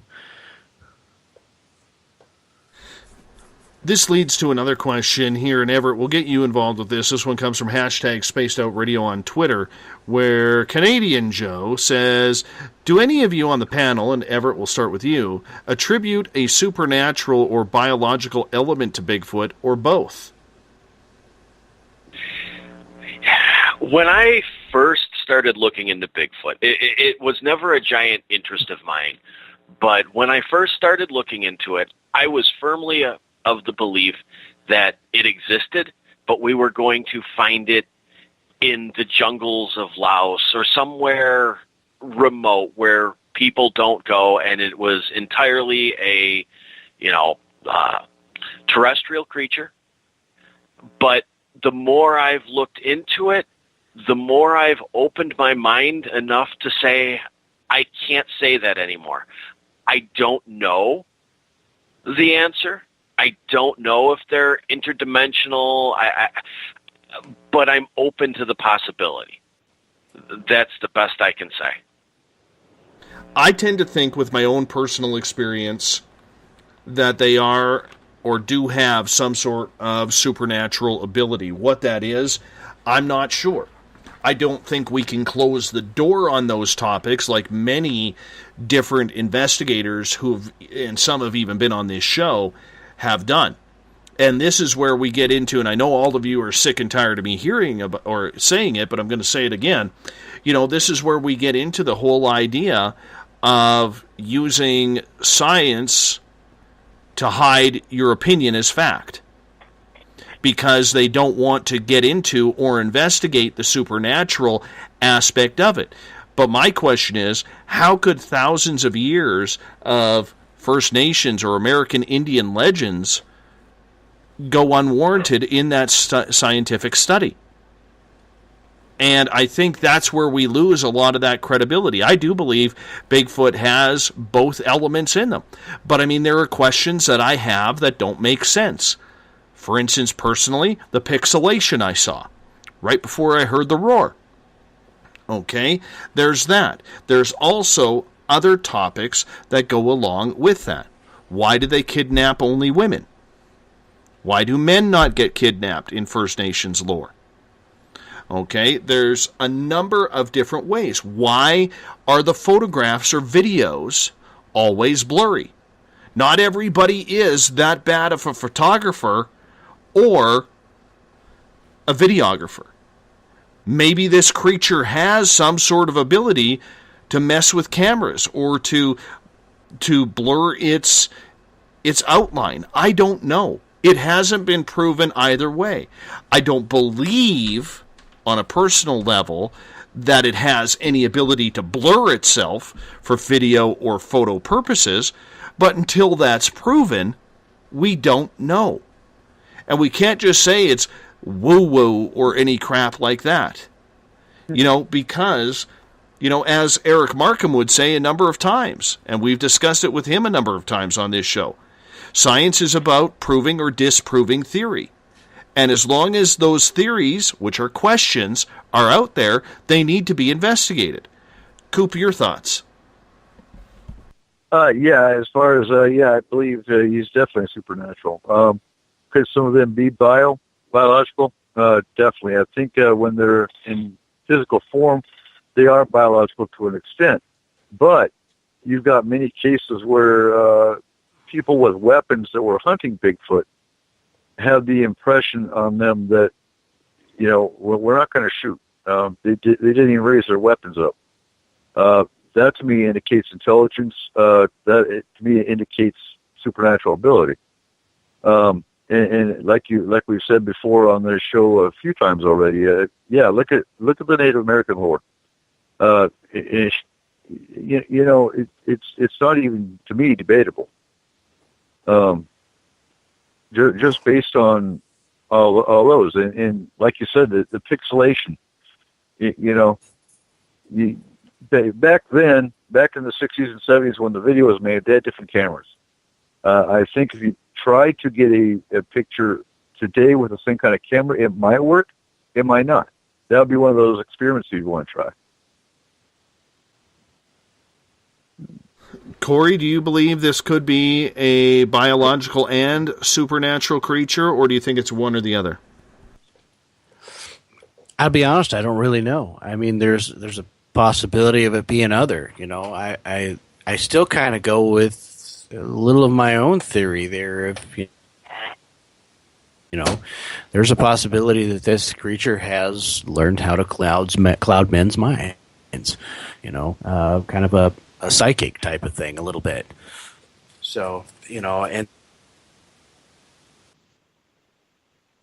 the thing that I would like to say is that most of the people that are shutting the door on things, they're using the words science to do that. They're not using actual science to do it. I gotta say too, the other thing to look at is EMF meter. When we had Butch on last weekend on S4, I asked him, does EMF pick up cryptids as well as spirit? And he agreed wholeheartedly that yes, cryptids will show up on EMF meter. So if they can alter electromagnetic frequency, that right there shows you a paranormal entity or a supernatural being. But then does that change the study of cryptids entirely to the point where you have to assume then that they are all paranormal creatures? Well, I've been saying that for a long time. Technically, when you look at cryptids, they are all paranormal creatures because they are beyond what is considered by the masses as normal. Hence the term paranormal. But, you have to look, you have to take each cryptid. I mean, cryptid is a huge umbrella word over all of these creatures, what they are. And you have to take each one of its own individual aspects. You can't take and lump them all together and say, they're all this or they're all that. You got to look at each one individually. Heck, you have to look at Bigfoots in their own areas, different looking Bigfoots as their own creatures, their own individuals, and what they can or can't do, let alone lump all cryptids together. Let's get to another question here, guys. This one comes from Joe in the SOR Space Travelers Club. He is asking, many people don't realize that Patterson and Gimlin followed the tracks the Patty left, and they went up the hill and then back on a cliff as if Patty was watching them from above. Has anybody else heard of that? I can say I heard that, and I do believe that Sasquatch does look for higher ground. I mean, let's face it, higher ground is safety. And, I don't know if Patterson ever returned to the area to see if they could find it again or find any mysteries. However, I think when you have that experience and they were to calm down, yes, I did hear that they did go looking for tracks. Everett?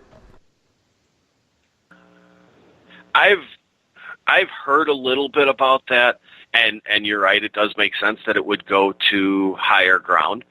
I'm not familiar with them going back at a later date other than, I believe, maybe the next day. I think that's the only time I believe that I'm familiar with them going back to look for tracks. Cooper, what would be the purpose of the Sasquatch heading for higher ground? Better vantage point. They are known to migrate as well. Was she migrating? Who knows? What depends on what season it was or what time of the season it was.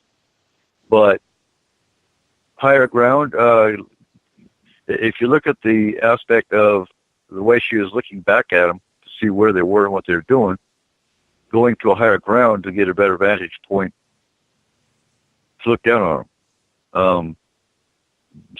That would be my guess on that one. Corey, do you feel that it's an escape route, that it was probably just trying to get to a higher piece of ground, maybe knowing that the humans would have troubles getting up there as quickly as it did? Because, I mean, let's face it, if you've ever seen a track full of Sasquatch prints, they're probably double to triple the size of a human footstep. Well, yeah, it's very possible. That's exactly what, this creature was doing. Now, what you have to think about, too, is that you have what we call survival of the fittest. You figure that this creature's potentially been around for thousands of years. The only creatures that ever live that long learn. And they learn how to avoid and how to get better vantage points, and how to disappear but still keep an eye on you. So the possibility that this creature was getting a higher vantage point and double back and keep an eye on what was going on, it's very likely.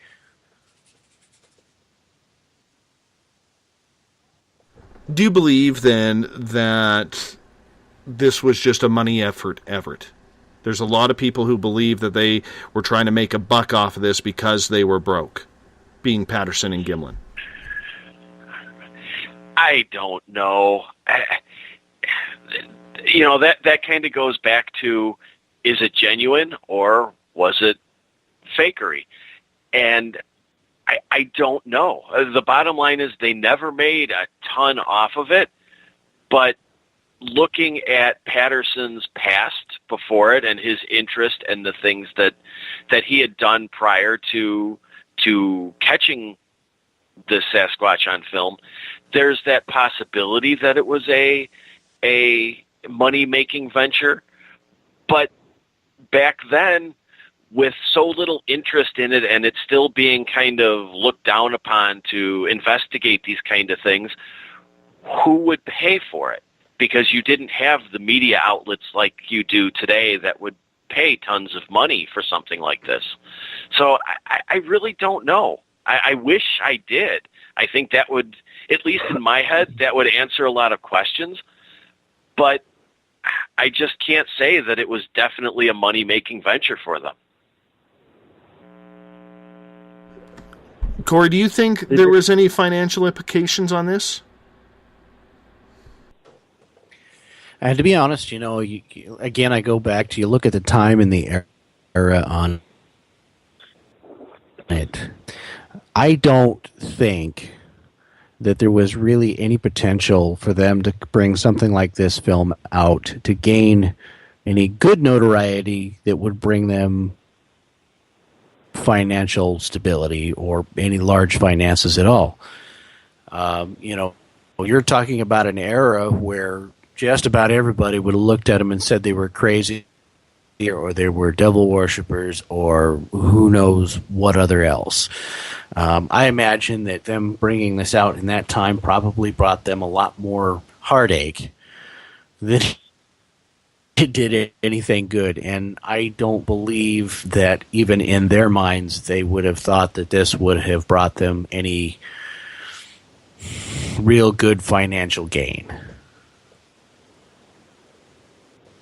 You know, though, if I can add something, maybe if they had more to their plan, maybe if they intended to complete the shooting of this pseudo-documentary movie that they were making, maybe this could have been used to promote their film or their credibility, and then it could be considered a money-making opportunity.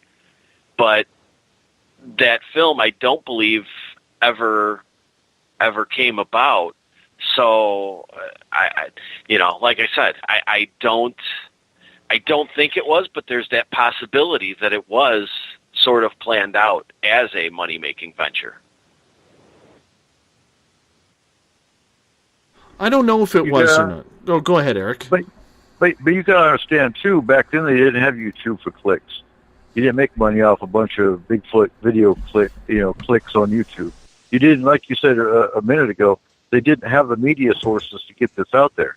And again, getting it out there, they got more ridicule than it was worth. So I don't see money as the reason for it. They caught they caught her. They caught her on video.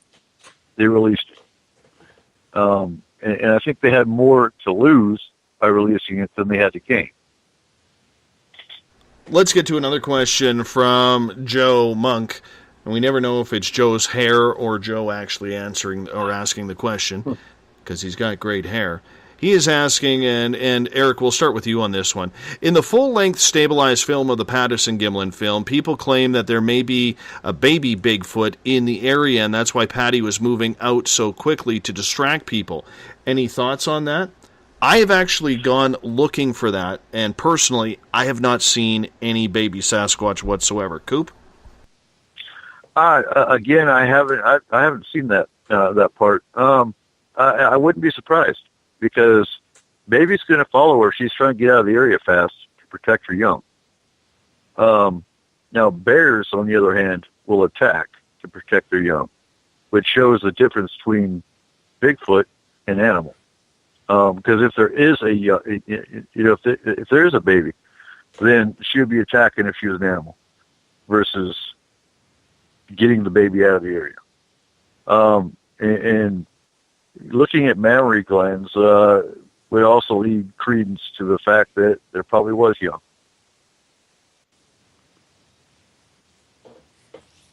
I don't know if I buy the baby Bigfoot story. I think that's where, we see a lot of this in the paranormal, where people are reaching that they're seeing something else or seeing some sort of pareidolia and trying to put two and two together in regards to it. Now, just because I haven't seen it, it doesn't mean that it isn't there. But on the flip side, I think this is where, Corey, a lot of people start to look foolish, if I can use that term properly, in the way, we look at things, because we're always looking for more. We're always wanting to expand on everything. Yeah, I mean, it gets to a point where people stop using logic in what's right in front of them and start trying to expand on it, either for personal gain or whatever it may be. Usually they end up looking foolish for it. But, the fact of the matter is that I think that, as for the baby story, if there had actually been a baby Bigfoot there, most likely that thing would have been right on the heels. It wouldn't have been left back somewheres or something else like that, or saw a section of it moving off in another direction. You see with most mammals of any type that, those babies are right on the heels of mom. And generally speaking, with a creature that large, I would have thought that if that was the case, that it probably would have been, if it thought that there was any danger at all, wouldn't have been running off or walking off in another other direction, that it more of probably would have turned and decided to, well, make mincemeat out of the two people.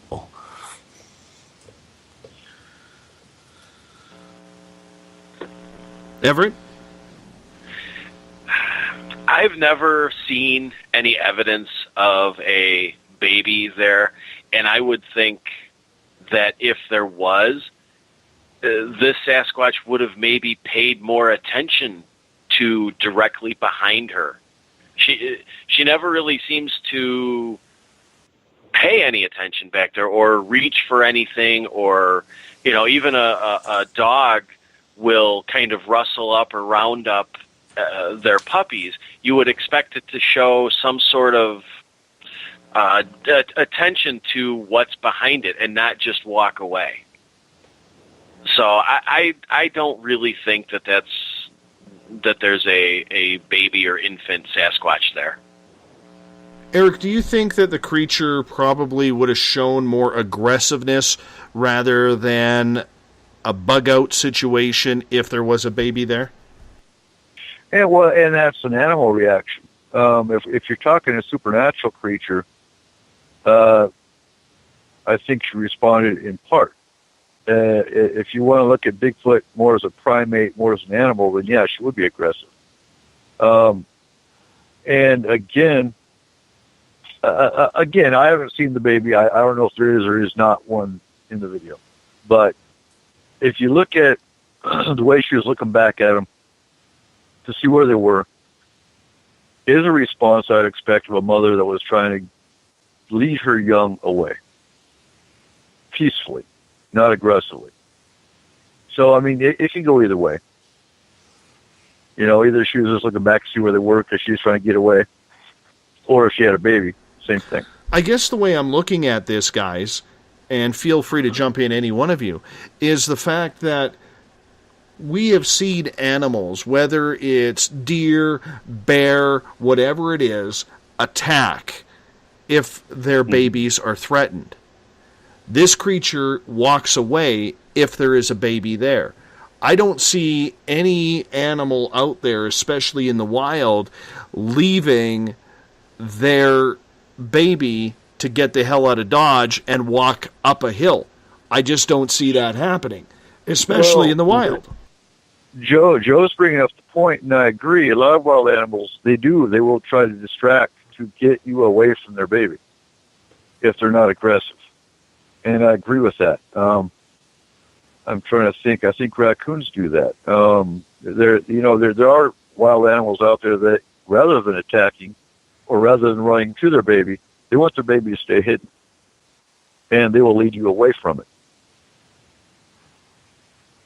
So I mean, I can see smaller prey doing that. Okay, like birds or raccoons or something along those lines. I can see that happening. Mm-hmm. But in the larger species of creature out there, deer don't abandon their babies.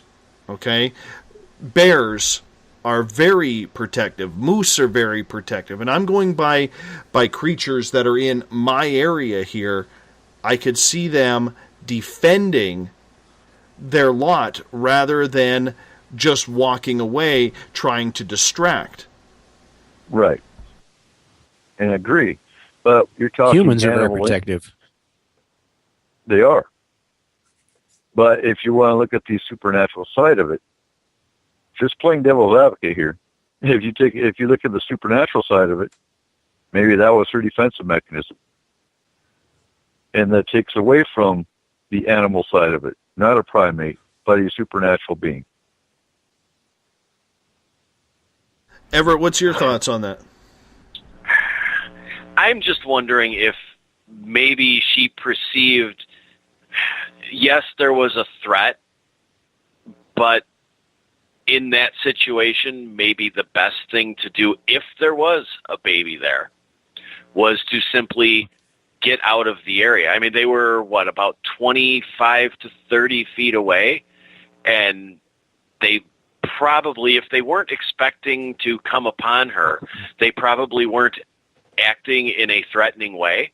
So if there was a child or infant Sasquatch there, maybe her response was simply to get out of the area. But it all goes back to the fact that I don't really think that there was one there. Now, if you take it on a different aspect and they jumped off the horses and ran towards her, and there was a baby, you'd probably see a different response. But, and I agree with you on that side. They weren't a threat. They had horses. They didn't have any weapons out. They were reaching for a camera. And we've discussed on the show before that, generally speaking, Bigfoot can feel your motivations, or know what your intentions are before you even see them. I can go on the mountain with a gun, but they know that my gun is not for them. Do they show themselves? No. But I had a weapon, and I heard tree knocks 300 feet in front of me. So, if they thought I was a threat, would they have done tree knocks to get my attention? Probably not. So if she knew that their, motivation or intentions wasn't negative, they weren't a threat, then her response would be to walk away. I still don't agree that it would walk away. Here's the one thing. Go ahead, Cor. We only got about 60 seconds left, just so you know. Here's the one thing that I would give to the possible baby thought, is that would be the one reason why you saw it clear on camera. And that's a good because it wanted to be seen. But that's the only thing I'll give you on that one. I can subscribe to that. But I still say it's because of the camera. It wasn't digital. Just my thoughts on that. But it could be.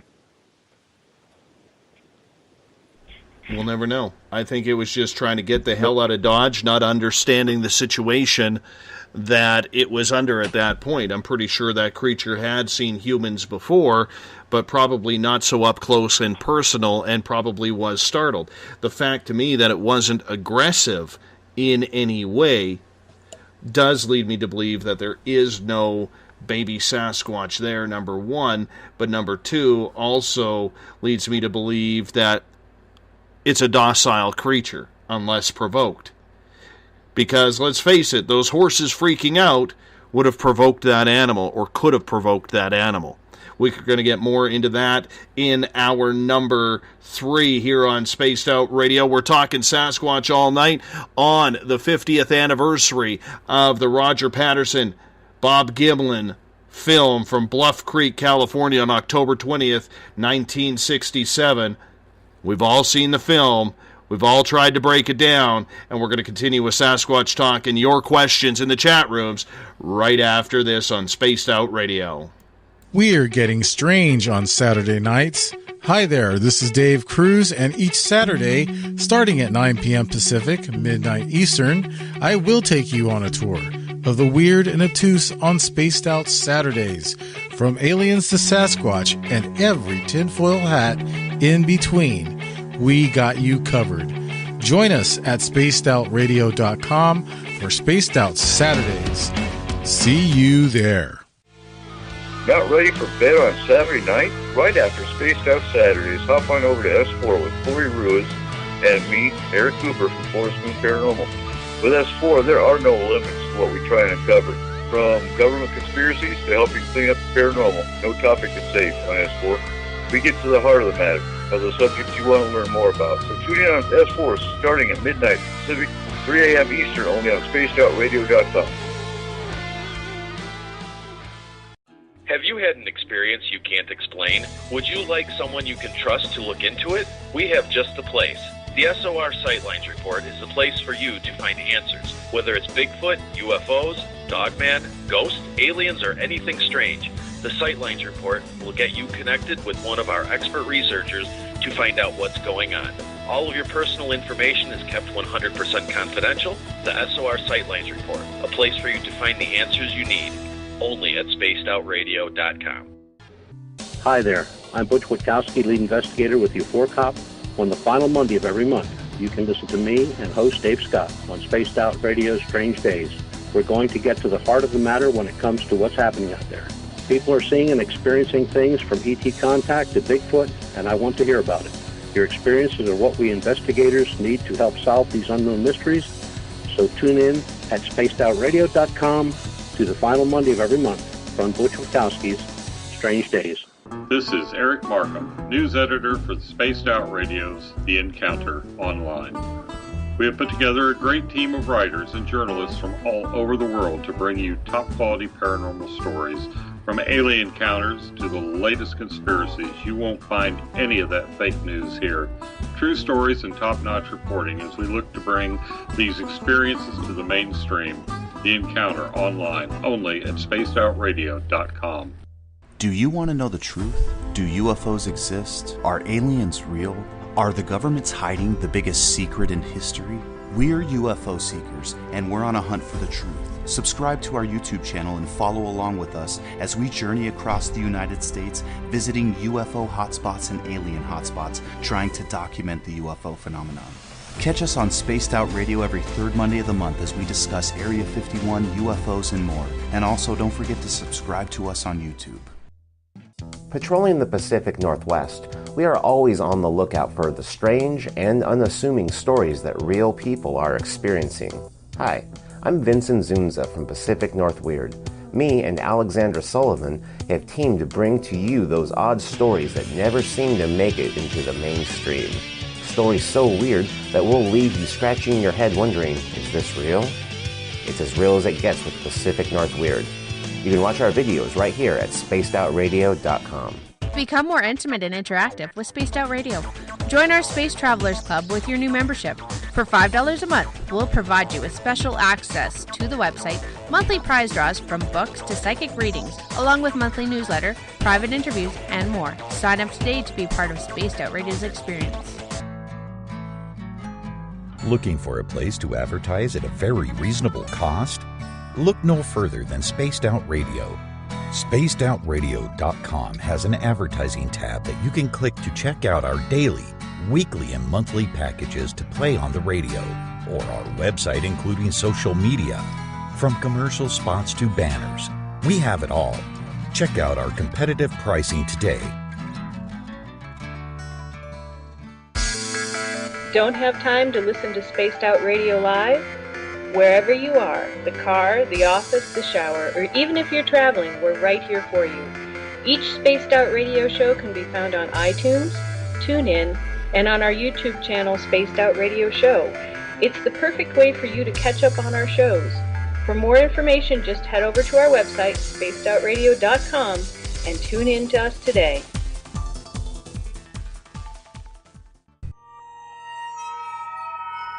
You hear footsteps in the empty room above you. A rocking chair begins rocking by itself. Don't be afraid of the things that go bump in the night. Reach for Spirit Storybox, the iPhone app the Huffington Post UK called the only ghost hunting app you will ever need. Spirit Storybox. The spirits are telling their stories. Are you listening? Strange creatures lurking in the night, the sounds of wood knocking in the forest, odd happenings right out of a fictional world. These are the reports I love. Hi there, this is author Ronald Murphy, and I would love it if you join me and Spaced Out Radio host Dave Scott the second Wednesday of every month on our journey into the unknown land of cryptozoology at spacedoutradio.com. From Mothman to Frogman and everything in between. Hey, they don't call me the crypto guru for nothing. It's Cosmic Sundays with me, Elizabeth Anglin, in Cosmic Passport. Let me take you down a 3-hour spiritual journey where we will get into everything from ET contact to Psychic Sundays. It's a journey of listening and learning together with some of the best professionals in their fields. You can tune in to Cosmic Passport at spacedoutradio.com every Sunday, starting at 9 p.m. Pacific, midnight Eastern.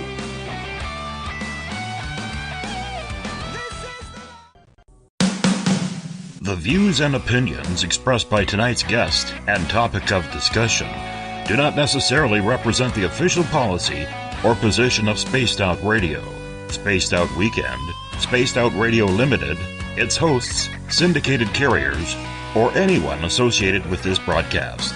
You're listening to Spaced Out Radio with Dave Scott. Follow Dave on Twitter at Spaced Out Radio and hashtag Spaced Out Radio, and on Facebook Spaced Out Radio Show. Now, back to the program. Welcome back to the third and final hour of Spaced Out Radio tonight. I am your host, Dave Scott. Good to have you with us. Tomorrow night and Sunday, we got the weekend crew coming into Spaced Out Radio headquarters here. Dave Cruz is in tomorrow night. Saturday night, 9 p.m. Pacific, midnight Eastern time at spacedoutradio.com. And then on Sunday, Elizabeth Anglin. We call her Little Lizzie Anglin around these parts. We'll be in with Cosmic Passport on Spaced Out Sundays. Once again, 9 p.m. Pacific, midnight Eastern. Everything can be heard at spacedoutradio.com. We want to welcome in everyone listening in on WQEE 99 Rock the Key down in Noonan, Georgia, home of The Walking Dead. We are live as well on the United Public Radio Network, 107.7 FM in New Orleans and over 160 countries around the world. Great to have you with us as well. We're also live on KTLK, The Fringe FM, Renegade Talk Radio out of Las Vegas. And if you're listening in on Revolution Radio, remember the Double R Machine is a donation station financed by you, the valued listener. Head on over to freedomslips.com and donate today. Bill Cardwell has set the password for tonight in the SOR Space Travelers Club. Amphisbaena. Amphisbaena is your password.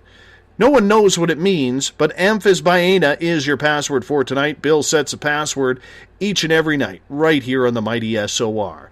Now, if you want to follow us on social media, you can do so on Twitter at Spaced Out Radio. Use the hashtag Spaced Out Radio if you want to connect live with us during the show. Give our Facebook page a like, Spaced Out Radio Show. You can also join us for live chat in the SOR Space Travelers group. We're on Instagram, Dave Scott SOR. You can also listen to us on iHeartRadio in the United States, TalkStream Live, tune us in on TuneIn, download this show, and subscribe to our shows on iTunes.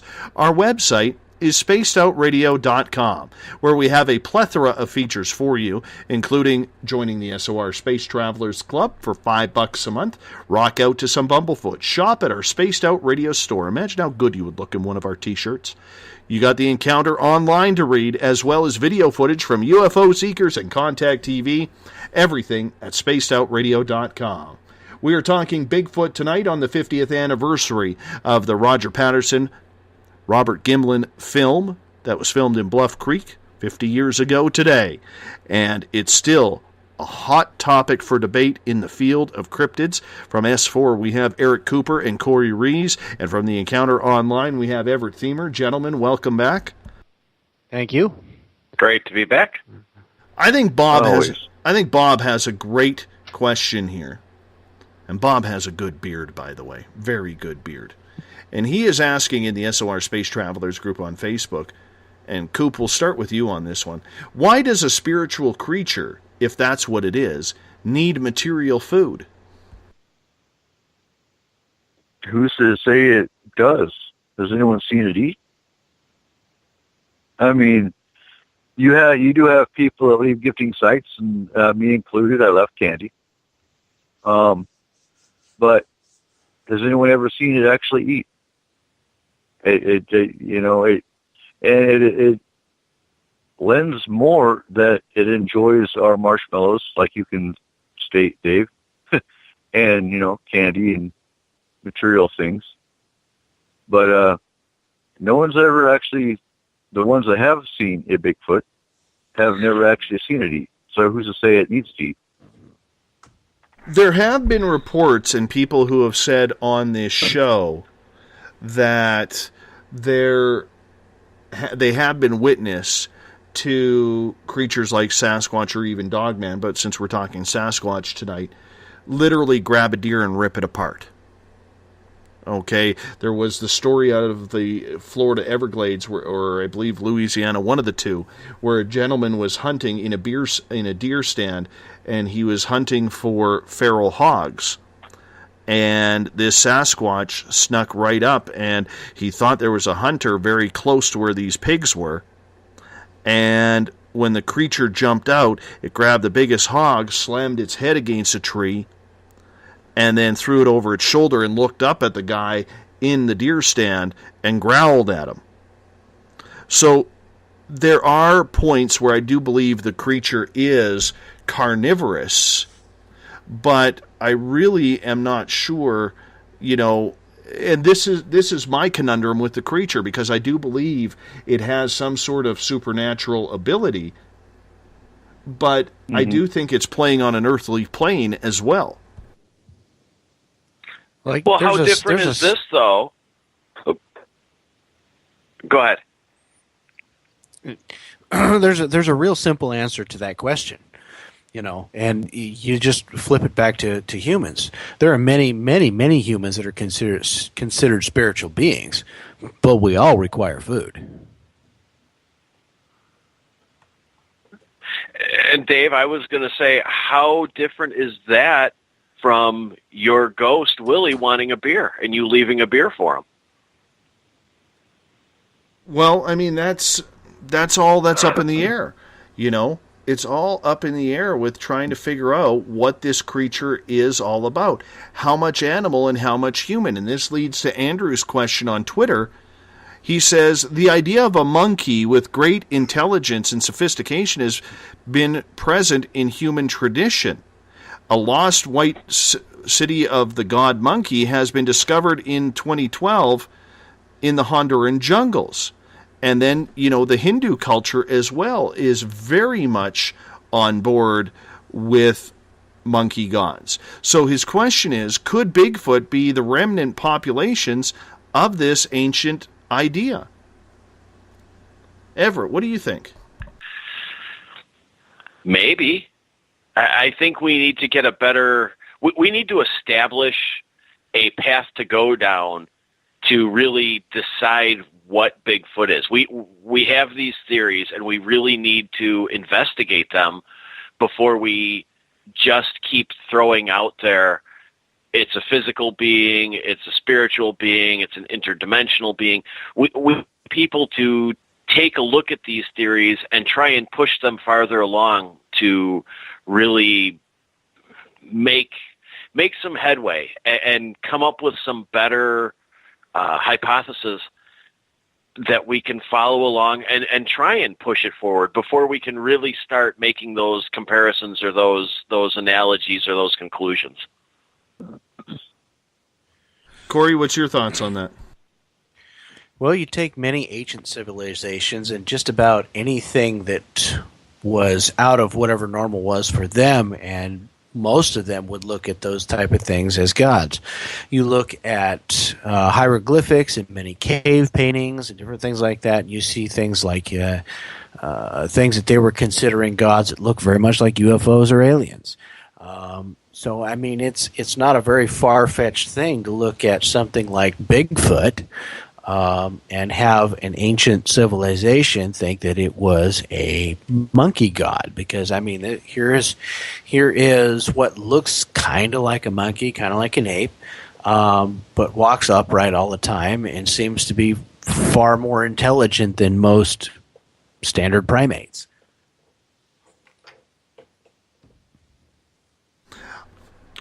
Let's get to Dawn's question here, guys, and she is asking, did they ever go back there and try to get more footage?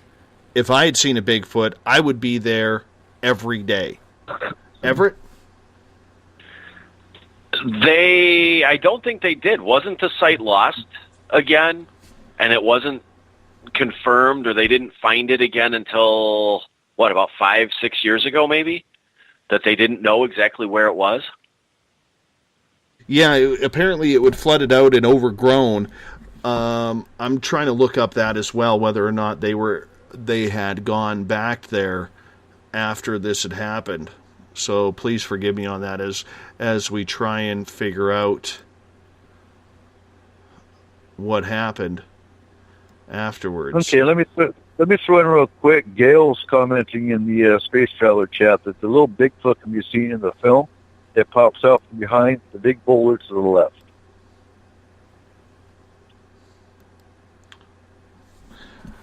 Well, now we're all going to run over there and watch the video, and we're going to be dead air here. Not me. I'm not going to watch it again. I've seen it enough. Yeah. Uh-huh. I think at a certain point, when people start talking about that, it opens it up to just being pareidolia, and people see what they want to see.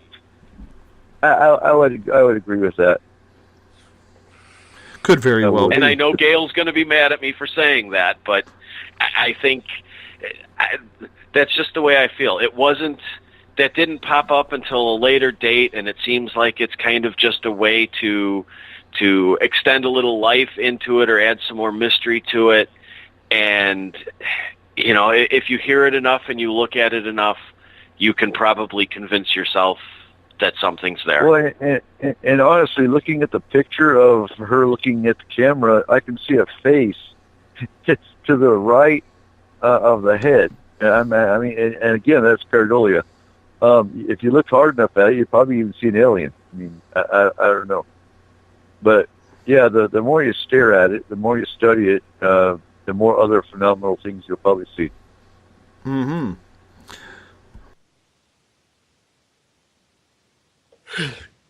The mind is a phenomenal thing, that's for sure. And the way our neurons fire sometimes is just incredible. It you know, you can sit there and stare at something long enough until you actually see something. You wouldn't think that would happen, but it does, and it happens all the time. I mean, we talk about that in I guess you would call ghost hunting. I like to call it investigations, but a lot of people call it ghost hunting. I mean, you see them posting up pictures all over the place, and you're looking at it going, well, I don't see anything. What the heck are you seeing? And they have to circle something, and then you look at it long enough, and you stare at it long enough, and, oh, yeah, maybe there's something there. You know that's what they did. They were sitting there staring at it to the point that they actually found something in the thing that looked like something, and they thought it was there. But, you know, most other people don't see it, you know, which is very much the opposite of the photo that Dave posted, which you didn't have to look hardly at all, and you could go, oh, look, there it is right there. Mm-hmm.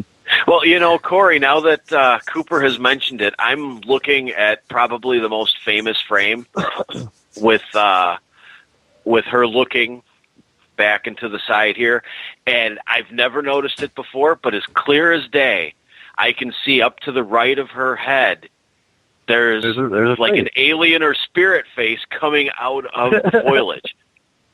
Yeah, that's what I'm wonderful. Now I'm going to have to look here. Gee, well, it's posted it's posted in the Spaced Out Radio Space Travelers chat. Joe actually posted the picture. Well, I'm waiting for it to load. My computer's acting nice and slow here, and of course, the picture actually got smaller when I went to enlarge it. Son of a gun! How does that even happen? How does that even happen? Damn you, Facebook! Oh yes. Oh, we won't even go into Facebook. Yes. Yeah, no kidding. And darn you, Cooper, because now I'm going to be staring at this thing again, going over it, looking for things in the foliage. Now I see kind of what you're looking at. Oh, come on, guys. That is total pareidolia. That is total pareidolia there. You know? From people? I mean, if you look over the right shoulder, you could say those are octopus arms hanging out. Or a lady doing the splits or something along those lines. It's ridiculous. Shame, boys. Shame on the pareidolia. Let's get to Robert White's question, because Aussie Rob always likes to chime in here. He's saying, if they really are that hairy, why have only small tufts ever been found? You would think there would be hair galore where they exist, enough to make a few dozen Bigfoot hair mannequins. Okay, and we discussed this during the break, actually. How much hair do you find in the woods? You don't find a whole lot of hair. I mean, and you know, bears are big. They're real hairy. And the other thing to look at, birds pick up the hair, and they make nests out of them. So how many people have actually analyzed bird nests? And you might find Bigfoot hair in trees, in nests. So that'll be my explanation with the hair. Even Butch Wachowski has stated that one pretty clearly before. He was having a conversation with somebody one time, and he asked the guy, well, did you look at birds' nests? And the guy looked at him funny. Well, why the heck would I look at birds' nests? And he just kind of stared at him for a minute until the guy kind of got it through his skull, because they're full of evidence. It's got hair, it's got all kinds of stuff, because birds pick that stuff up and make nests out of it. Yep. You're right. You look in the woods and you don't see. I mean, how many hairy animals are out there? There's a bunch of them. You don't see tons of hair just all over the place everywhere. Occasionally you'll find some hair if something's shed, or if something died, but generally you don't. I mean, here's an obvious question. Every year, deer, when their antlers cartilage goes and solidifies, they shed the velvet that is originally on the antlers. And yet you don't see people finding that antler velvet too often either.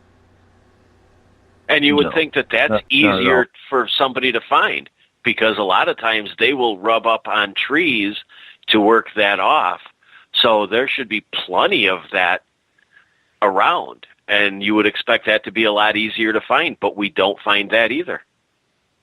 Just like anything else, it's biological. It's going to deteriorate. That stuff that sheds off the antlers, it deteriorates. It goes away. It turns back to dirt. Most any of the rest of it is too.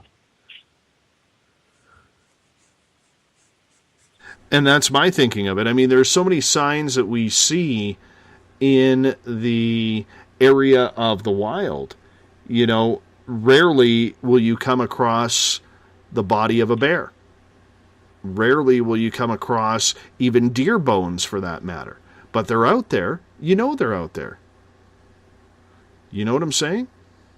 Yeah, definitely. Animals live, animals die, and they deteriorate. I mean, it's the natural cycle.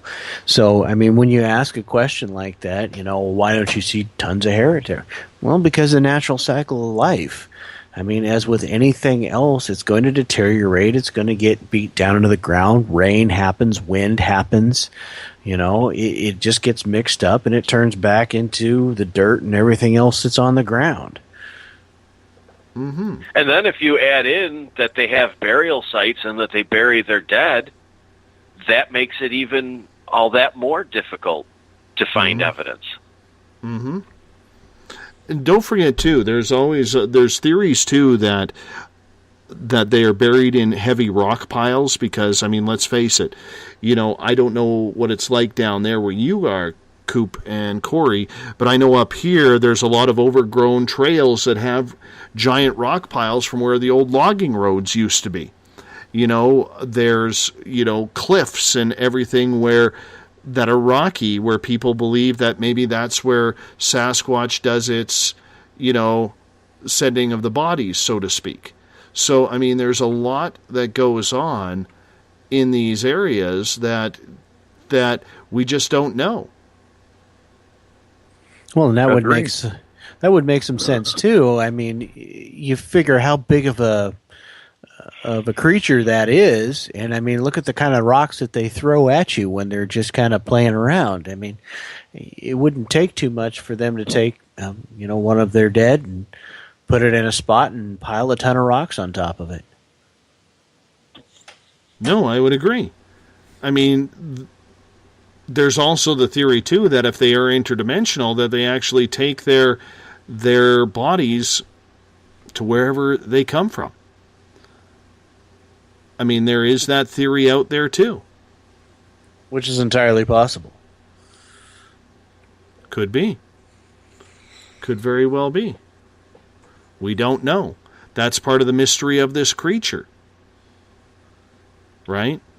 But there's a ton of mystery surrounding this creature. I mean, and how many different theories there are out there. I mean, you've heard of theories where they've been seen collecting samples next to a UFO. You've heard, obviously, many of us believe that there's a possible interdimensional aspect to this creature. So it's very unknown. I mean, there's a ton of mystery that surrounds Bigfoot, and probably more mystery surrounding Bigfoot than any other cryptid. Do you see a day coming, Everett, where we will actually prove or disprove 100% the existence of this creature? I don't think we will ever 100% disprove, but I think that at some point here, especially with the availability of drones and some new technology and more people taking an interest, I think that coming up here soon, probably within the next 5 years or so, I can see us getting that next Patterson-Gimlin film, the next step, the next piece of evidence that pushes it forward a little bit farther than this. Will that 100% prove that they exist? I don't know, but it will be hopefully the next step forward. But I don't see them ever being 100% disproven, because there's always going to be that question, and there should always be that question, and there's always going to be those people looking into it and doubting things. So I don't think it will ever be disproven, but I think that hopefully within the next 5 years or so, the next major piece of evidence will come forward. Well, that's something we're going to have to try and figure out. You know, I mean, because there is the community out there, Everett, who still says we need a body. We don't need scat. We don't need hair. We've had plenty of that go through scientific examination and come back inconclusive. You know, we need a body. And that's the only way that this creature is going to be proven to be in some sort of existence. But inconclusive does not disprove. No. And who's found scat? Who's found hair? And where was it analyzed? That'd be my next question. Well, there's been some different records of that happening, and usually it come back, as Dave said, either inconclusive or unknown primate when tested. As much as it saddens me to say this, I think probably the only time that we're ever going to have that definitive proof is going to be that time where you have that known sample that Markham talks about, and that what that's going to be is somebody somehow is either going to sneak up on one of these things the wrong way one of these times and kill it, or we accidentally somehow find it, Edwin. And then, you know, it's made public enough to where they can't hide it, and the tests are done on it, and then you have that known sample. That's the only definitive proof that will ever be, and it's kind of a sad thing to say, but it's really kind of the truth. But if you have unknown primate scat in, say, Kentucky, there's no monkeys or primates loose in the wild that anyone knows in Kentucky, or anywhere in the States for that matter. So, to me, you have unknown primate, that's Bigfoot. Well, yeah, to any of us who, you know, think on a logical plane, that's going to be a Bigfoot. But, you know, you start getting into the illogical and a debunking plane of things, which there's a massive amount of that, as we all know. And the first thing somebody's going to say is, oh, well, you know, somebody got some monkey scat from the zoo, or they had it shipped from somewheres and they rebagged it and had it sent off to say, you know, test this as Bigfoot. You know, there's all kinds of stupid crap that goes on to that stuff. You and I and everybody else who's into this thing knows that, you know, if you send something out like that, it comes back unknown primate. Yeah, okay, there's a good chance that's Bigfoot. You know, especially in areas that we know there isn't any monkeys running loose. But to the masses, you know, again, I say you're going to have that defined, definitive sample.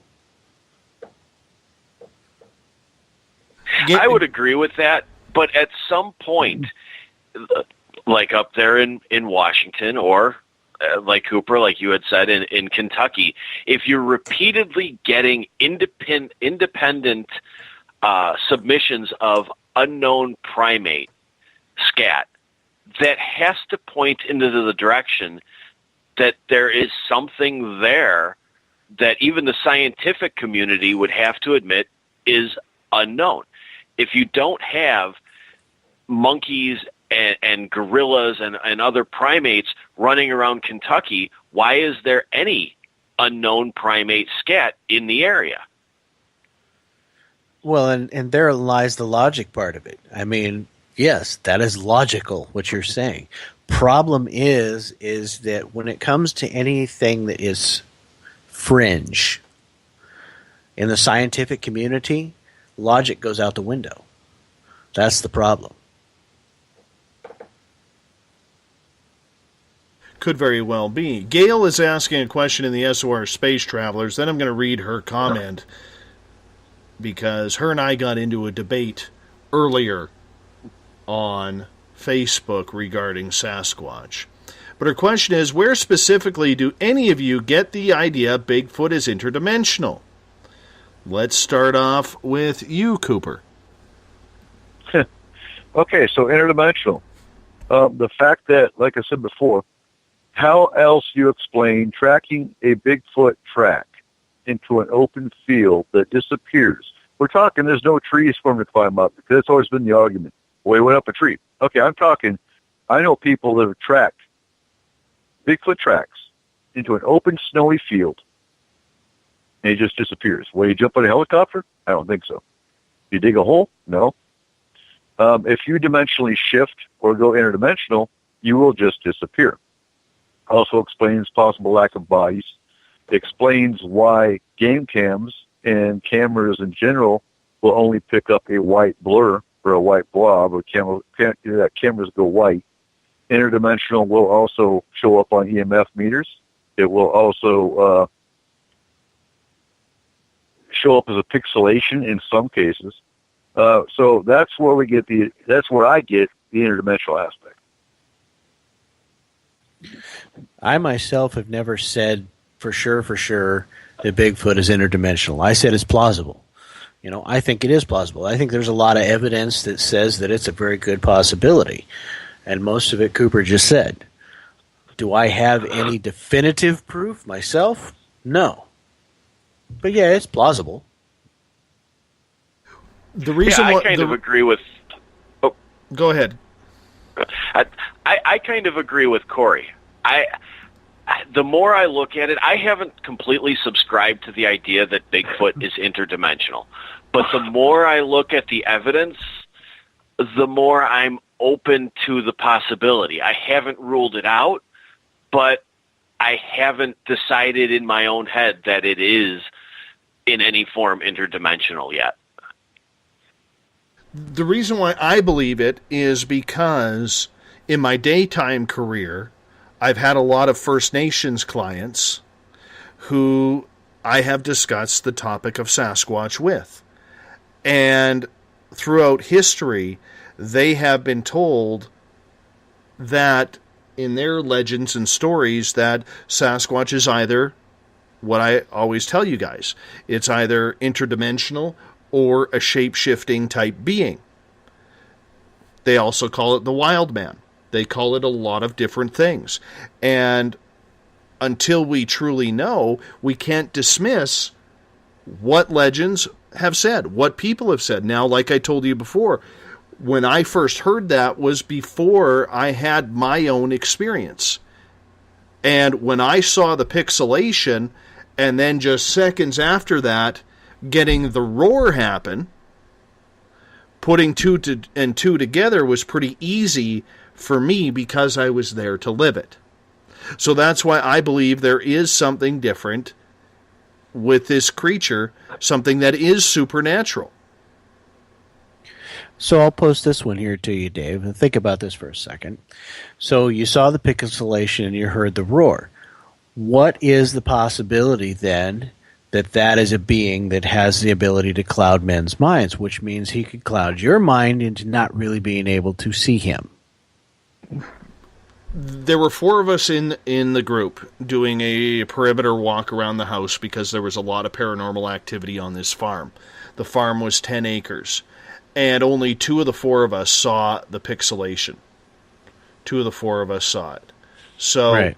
that's why, is because I had a witness with me who saw the exact same thing that I did, and it did make me a little bit not understanding why the other 2 didn't see it, but it still, came across that way.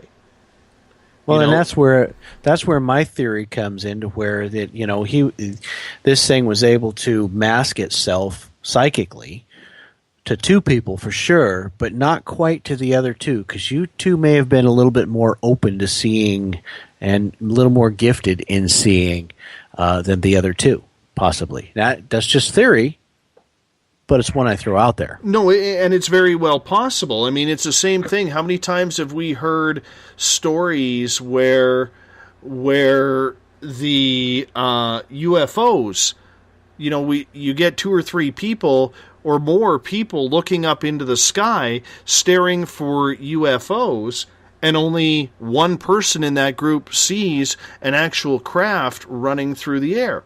You know what I'm saying? Like, we see that and we hear about that all the time. Yeah. It could be something a little bit different than that. I don't know. It might be the exact same thing. The fact is, that's why I tend to believe there is something very special about this creature that we just cannot, just put a regular hominid ability on this creature, whatever it may be. That I would definitely agree with, for sure.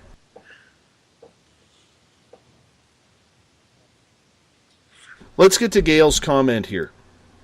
So Gail and I were having a debate over the Patterson-Gimlin Sasquatch. And in this photo, I don't see the alien head in behind. I apologize, Everett.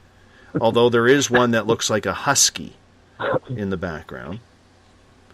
So, this is a comment. She says, Dave, your sole reason repeated over and over that the Patterson-Gimlin film is of an authentic Bigfoot is the object in the film, I can't believe she used this word, has, well, let's call them teats. But she used the swear word. Shame on you, Gail. Shame on you for that. What a word, she says. Here is what people need to know. A human female is the only primate/mammal who has a permanent full sticking out there for all to see breast. All the others have teats that fill with and store milk when suckling young.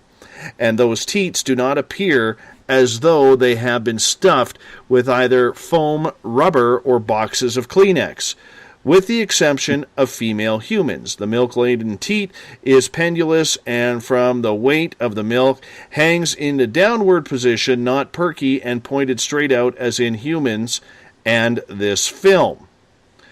She then goes on to say, and in humans and other mammals, those teats do not appear on the chest just above the level of the navel. They are positioned approximately halfway between the height of the shoulder and the bend of the elbow, and they are not covered with dense fur where baby primate mammal must latch on and suckle. Baby would have got a mouthful of hair and slid off the nipple if he could have found it in the first place.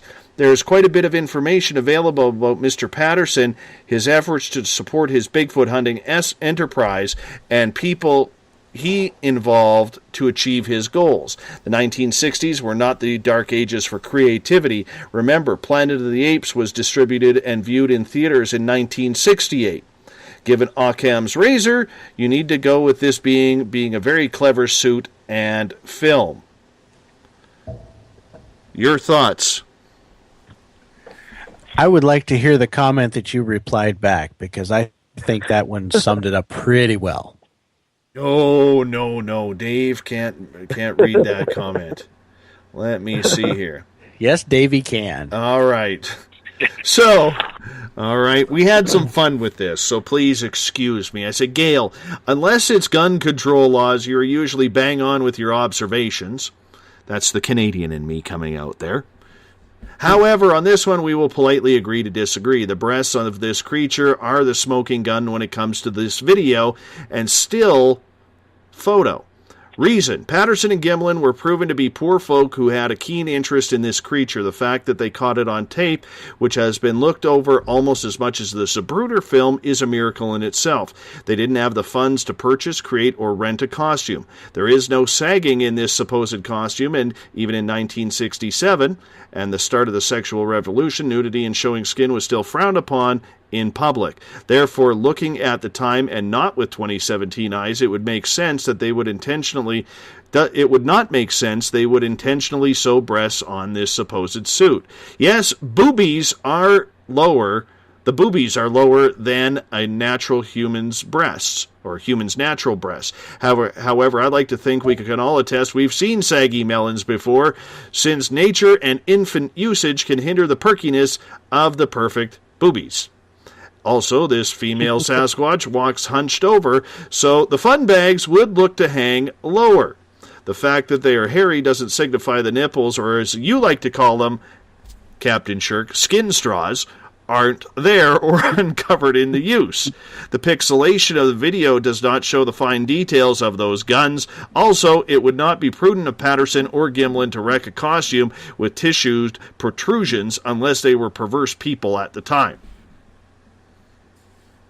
Very well said. I couldn't think of any more adjectives at that time. I was lost. I really didn't know what to do. See, I think Gail makes some excellent points. She always does. She always does. She does. But in everybody else's defense, or in our defense, or your guys' defense, I guess, we don't know that it's possible if Bigfoot is closely related to humans, maybe they have perky ones. Maybe they have breasts that are more prominent all of the time rather than just when they're lactating or feeding their young. So I agree with the premise, but I don't think we can rule out that these are potentially breasts. And it pains me in a way to say that, because earlier I had mentioned and defended the idea that with them filming, they would have had a costume, or possibly had a costume. And if they're forward thinking and creative, putting breasts on them or on the costume would be a good way to get it noticed.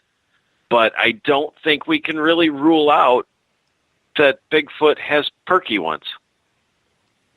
Well, or at least prominent ones. Another thing to think about, too, is that, Gail is trying to compare specific human anatomy to this creature. This creature's anatomy is obviously, in most, as you can see through most of the creature's stance, look, the whole thing is very, very much different than a human being's. I mean, the closest looking part of this creature to a human being is the fact that it walks upright. Otherwise, the anatomy is very, very different. So the fact that this thing's breasts are hanging a little lower, that could be completely natural to this creature. We don't know. That's the issue. We don't know. Dawn is asking, who said the film was a mockumentary? Did they see it before and hope to catch it on their tape? No, they did not see it beforehand, and it was in the notes that I took that I was investigating on these topics. So it was from Patterson and Gimlin themselves. I think mockumentary is the wrong word. It was more along the lines of a film/pseudo-documentary. I know there's a fine line between mockumentary and pseudo-documentary, but I believe their intention was to film more of a story. I'm not entirely familiar with it. I know it involved cowboys and an Indian guide, but to call it a mockumentary would be unfair. Agreed. Yeah, I agree with that. But there comes a point where, that's still a smoking gun for those who are the debunkers of this video, Everett, that they were filming, that they did have a camera there for the sake of filming that, and it's just a little too coincidental. And I'm one of the people who I don't completely subscribe to that, but I can understand the debate about that. It is very coincidental. Their whole history prior to catching this indicates that they had some inclination of creating or filming some form of activity. So I can subscribe to that, but it doesn't, in my mind, completely condemn or negate the film. Well, what I have to say about it is, how are you going to catch Bigfoot on film if you don't have a camera with you? Well, and that brings up a good point, Corey. With all the CGI and issues that we have going on with technology, where people can edit and create images that aren't there at any time on their home computer with programs as good as you could find in Hollywood, or just as good, are the days of filming over, much like Trevor Wozni, the angry ufologist, said in response to Tom DeLonge's press conference last week. It is definitely harder now. There's no doubt about it. I mean, and part of the reason why people have become so cold skeptical, I should say, that's a good word for it, cold skeptical, is the fact that there has been so much CGI at this point. And the fact that you can download an app onto your iPhone or your Android that can edit things in an immense way makes it all that much easier for people to put out stuff that's just completely fake. And therein lies where most of the skeptics have been formed, and some of the really heavy debunkers. That does make it hard. The upside to this film is that when it happened, none of that was available. That is the one major thing that so many, when they look at this thing and try to debunk or be skeptical about it, don't think about. They forget the fact that this was done in 1967, not 2017. None of the things for editing and CGI was available then. Everett, I'm curious your thoughts. Are the days of filming a Sasquatch over? I think to a certain extent they are. You had mentioned Trevor Wozni. I think in terms of things like UFOs, it's not as long as you have. I think the next fad is going to be independent mass sightings. I think that will add credibility to UFO videos, but you're very unlikely to have a mass independent sighting of a Sasquatch. So I think that today, with everything that's available, it is highly unlikely that any Sasquatch video is going to be taken. It's going to require a lot of investigation and a lot of analysis to really give it any kind of credibility. The best thing that anybody could do is grab an old camera from the era of the 60s and go take some film with some original type film of it. That'd be your best bet if you're going to do it. And you may actually have something there in regards to it. You may actually have something there. Coop, I'm curious, your commitment. Do you think that if you went into the forest, because you have Bigfoot activity in your state of Washington, where you live up in Concrete, Washington. And I'm curious, do you think that if you walked up on those hills and you were able to get that film, the one that proved it, do you think that it is possible that it could be taken seriously?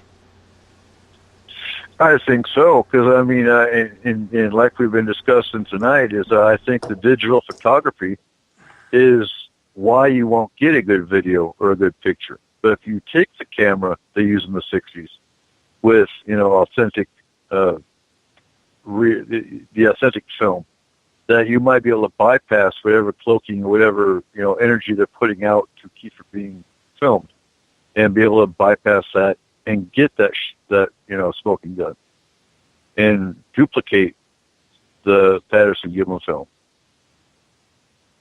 But the problem with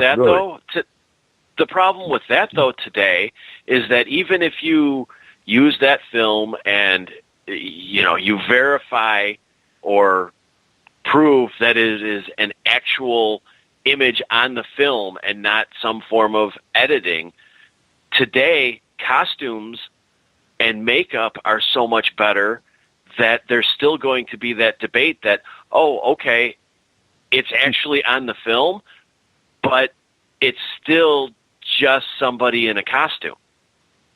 Well, yeah, and that's the 2017 mindset. The 2018 mindset's going to be even worse, because we're all sick of seeing, YouTube videos and all the other videos out there that are obviously Photoshopped, obviously CGI'd. It's too easily done today. And, costume, makeup, and whatnot is much more advanced for movies and productions and whatnot, to where it is hard to show. But it all goes to the credibility of the source. And we've discussed that before, too. Dave's got a picture. It's obviously not pareidolia. It's obviously an entity or a spirit on the staircase. Is anyone going to question Dave? No. If Dave was it did happen, my friend. It did happen. I know, and that's pathetic. But that's my point. Is if someone that's known in the field for a while, knowing that they don't BS their way through this field, has never brought out fake news and fake pictures, is to go out there with the same camera from the '60s and get that shooting gun video. Are they going to be questioned? They might be from a few, and of course the debunkers haters are going to be haters. Like Corey said earlier in the show, an alien could sit there and punch them in the face and know it's a demon, or it didn't exist. But if you got that smoking gun video and you didn't have a questionable background, then it might be what the public needs to see. Gentlemen, we only got about 7 minutes left, so go ahead, Everett. I was just going to say, with digital cameras, one thing people seem to overlook or ignore is that in the images there is something called metadata, where you can look at it and generally figure out if something has been manipulated in the image. And I think we need to start getting more professional forensic video analysts looking at these and calling out the fakes, but explaining why, explaining how they've made that determination, point out the different artifacts that are on the image that give away the fact that it is a manipulated or CGI image, to show people how things are faked and how to spot them, so that when something real comes along, because if something is caught on film or on camera, most likely it's going to be digital today.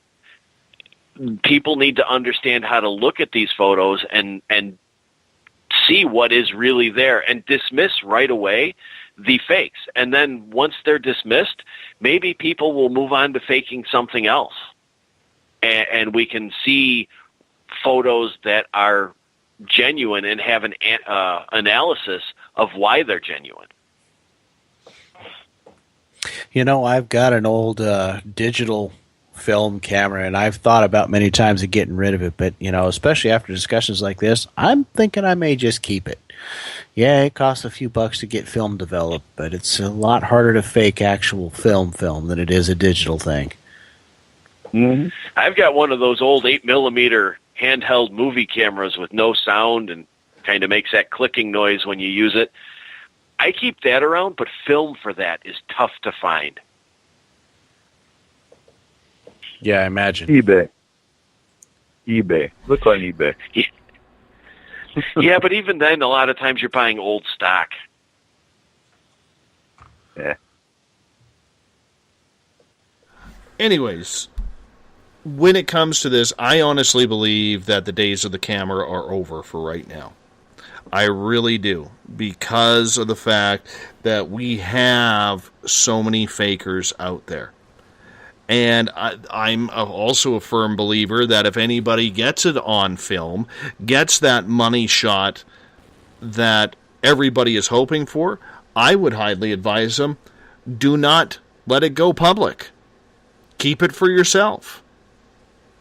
Don't do it. Because the harassment you're going to take and the harassment you're opening yourself up to is phenomenal. We saw it on one picture. I saw it personally on one picture. I've seen it happen to other people on social media. Social media today is cruel when it comes to these subjects, guys. It is absolutely cruel. Would you recommend, Corey, anybody, if they got the money shot, to actually release that? Not at this point. I mean, occasionally I get pictures, doing spirit investigation stuff, and I won't post them. I don't feel like dealing with it. I know I was there. I know it's real, and that's all I care about at this moment. For us in Forest Moon, we aren't in it for the picture anyways. So it's, we're there to do a job and take care of people. But, as for getting a money shot and putting it out there, nah, not at this point. It's just too many people are just too rough about it, And there's even people that it doesn't matter how good it is, they're still going to tell you no. What do you think, Everett? Would you, if you had the money shot or the $1 million film, would you release it? I think I would. I would be ready for the criticism, but I wouldn't fake it. So if I knew it was genuine, I mean, we've spent a lot of time talking about what people do with their evidence and how they shouldn't just keep their evidence for themselves. It needs to be put out there and examined and criticized and analyzed. And I think if I caught it and I knew that it was something that I did not fake and that it was genuine, at least in my eyes, I would release it. But I would be ready for the criticism.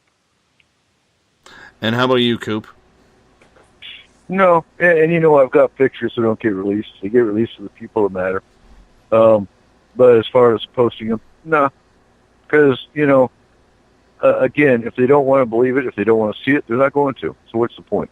There is no point. So, if I got the perfect picture, nah. You would see I'm it. in the same boat.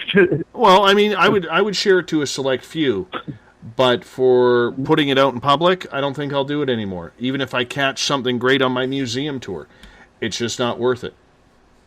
It's just not worth it. Gail's final question comes to Dave, so I'm going to take this one, guys. She is asking, have you had successful contact at your gifting site yet? The answer is no. I think we did have successful contact with a squirrel that may have happened to be playing around with the glass marbles that we have on the ground. But nothing really moved. We haven't had anything exchanged.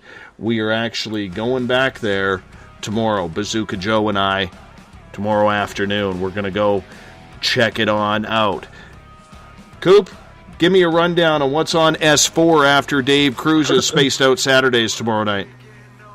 Oh, tomorrow's going to be awesome. It's going to be our regular panel. It's going to be Dave and Everett, and we're having a paranormal roundtable tomorrow night, midnight, immediately after Dave Cruz and Spaced Out Weekend. We are doing roundtable Halloween style. It's going to be all Halloween-based questions. Join us tomorrow. And Everett, do you want to give a shout out that the Encounter, we're going to get it going here. You're looking for journalists.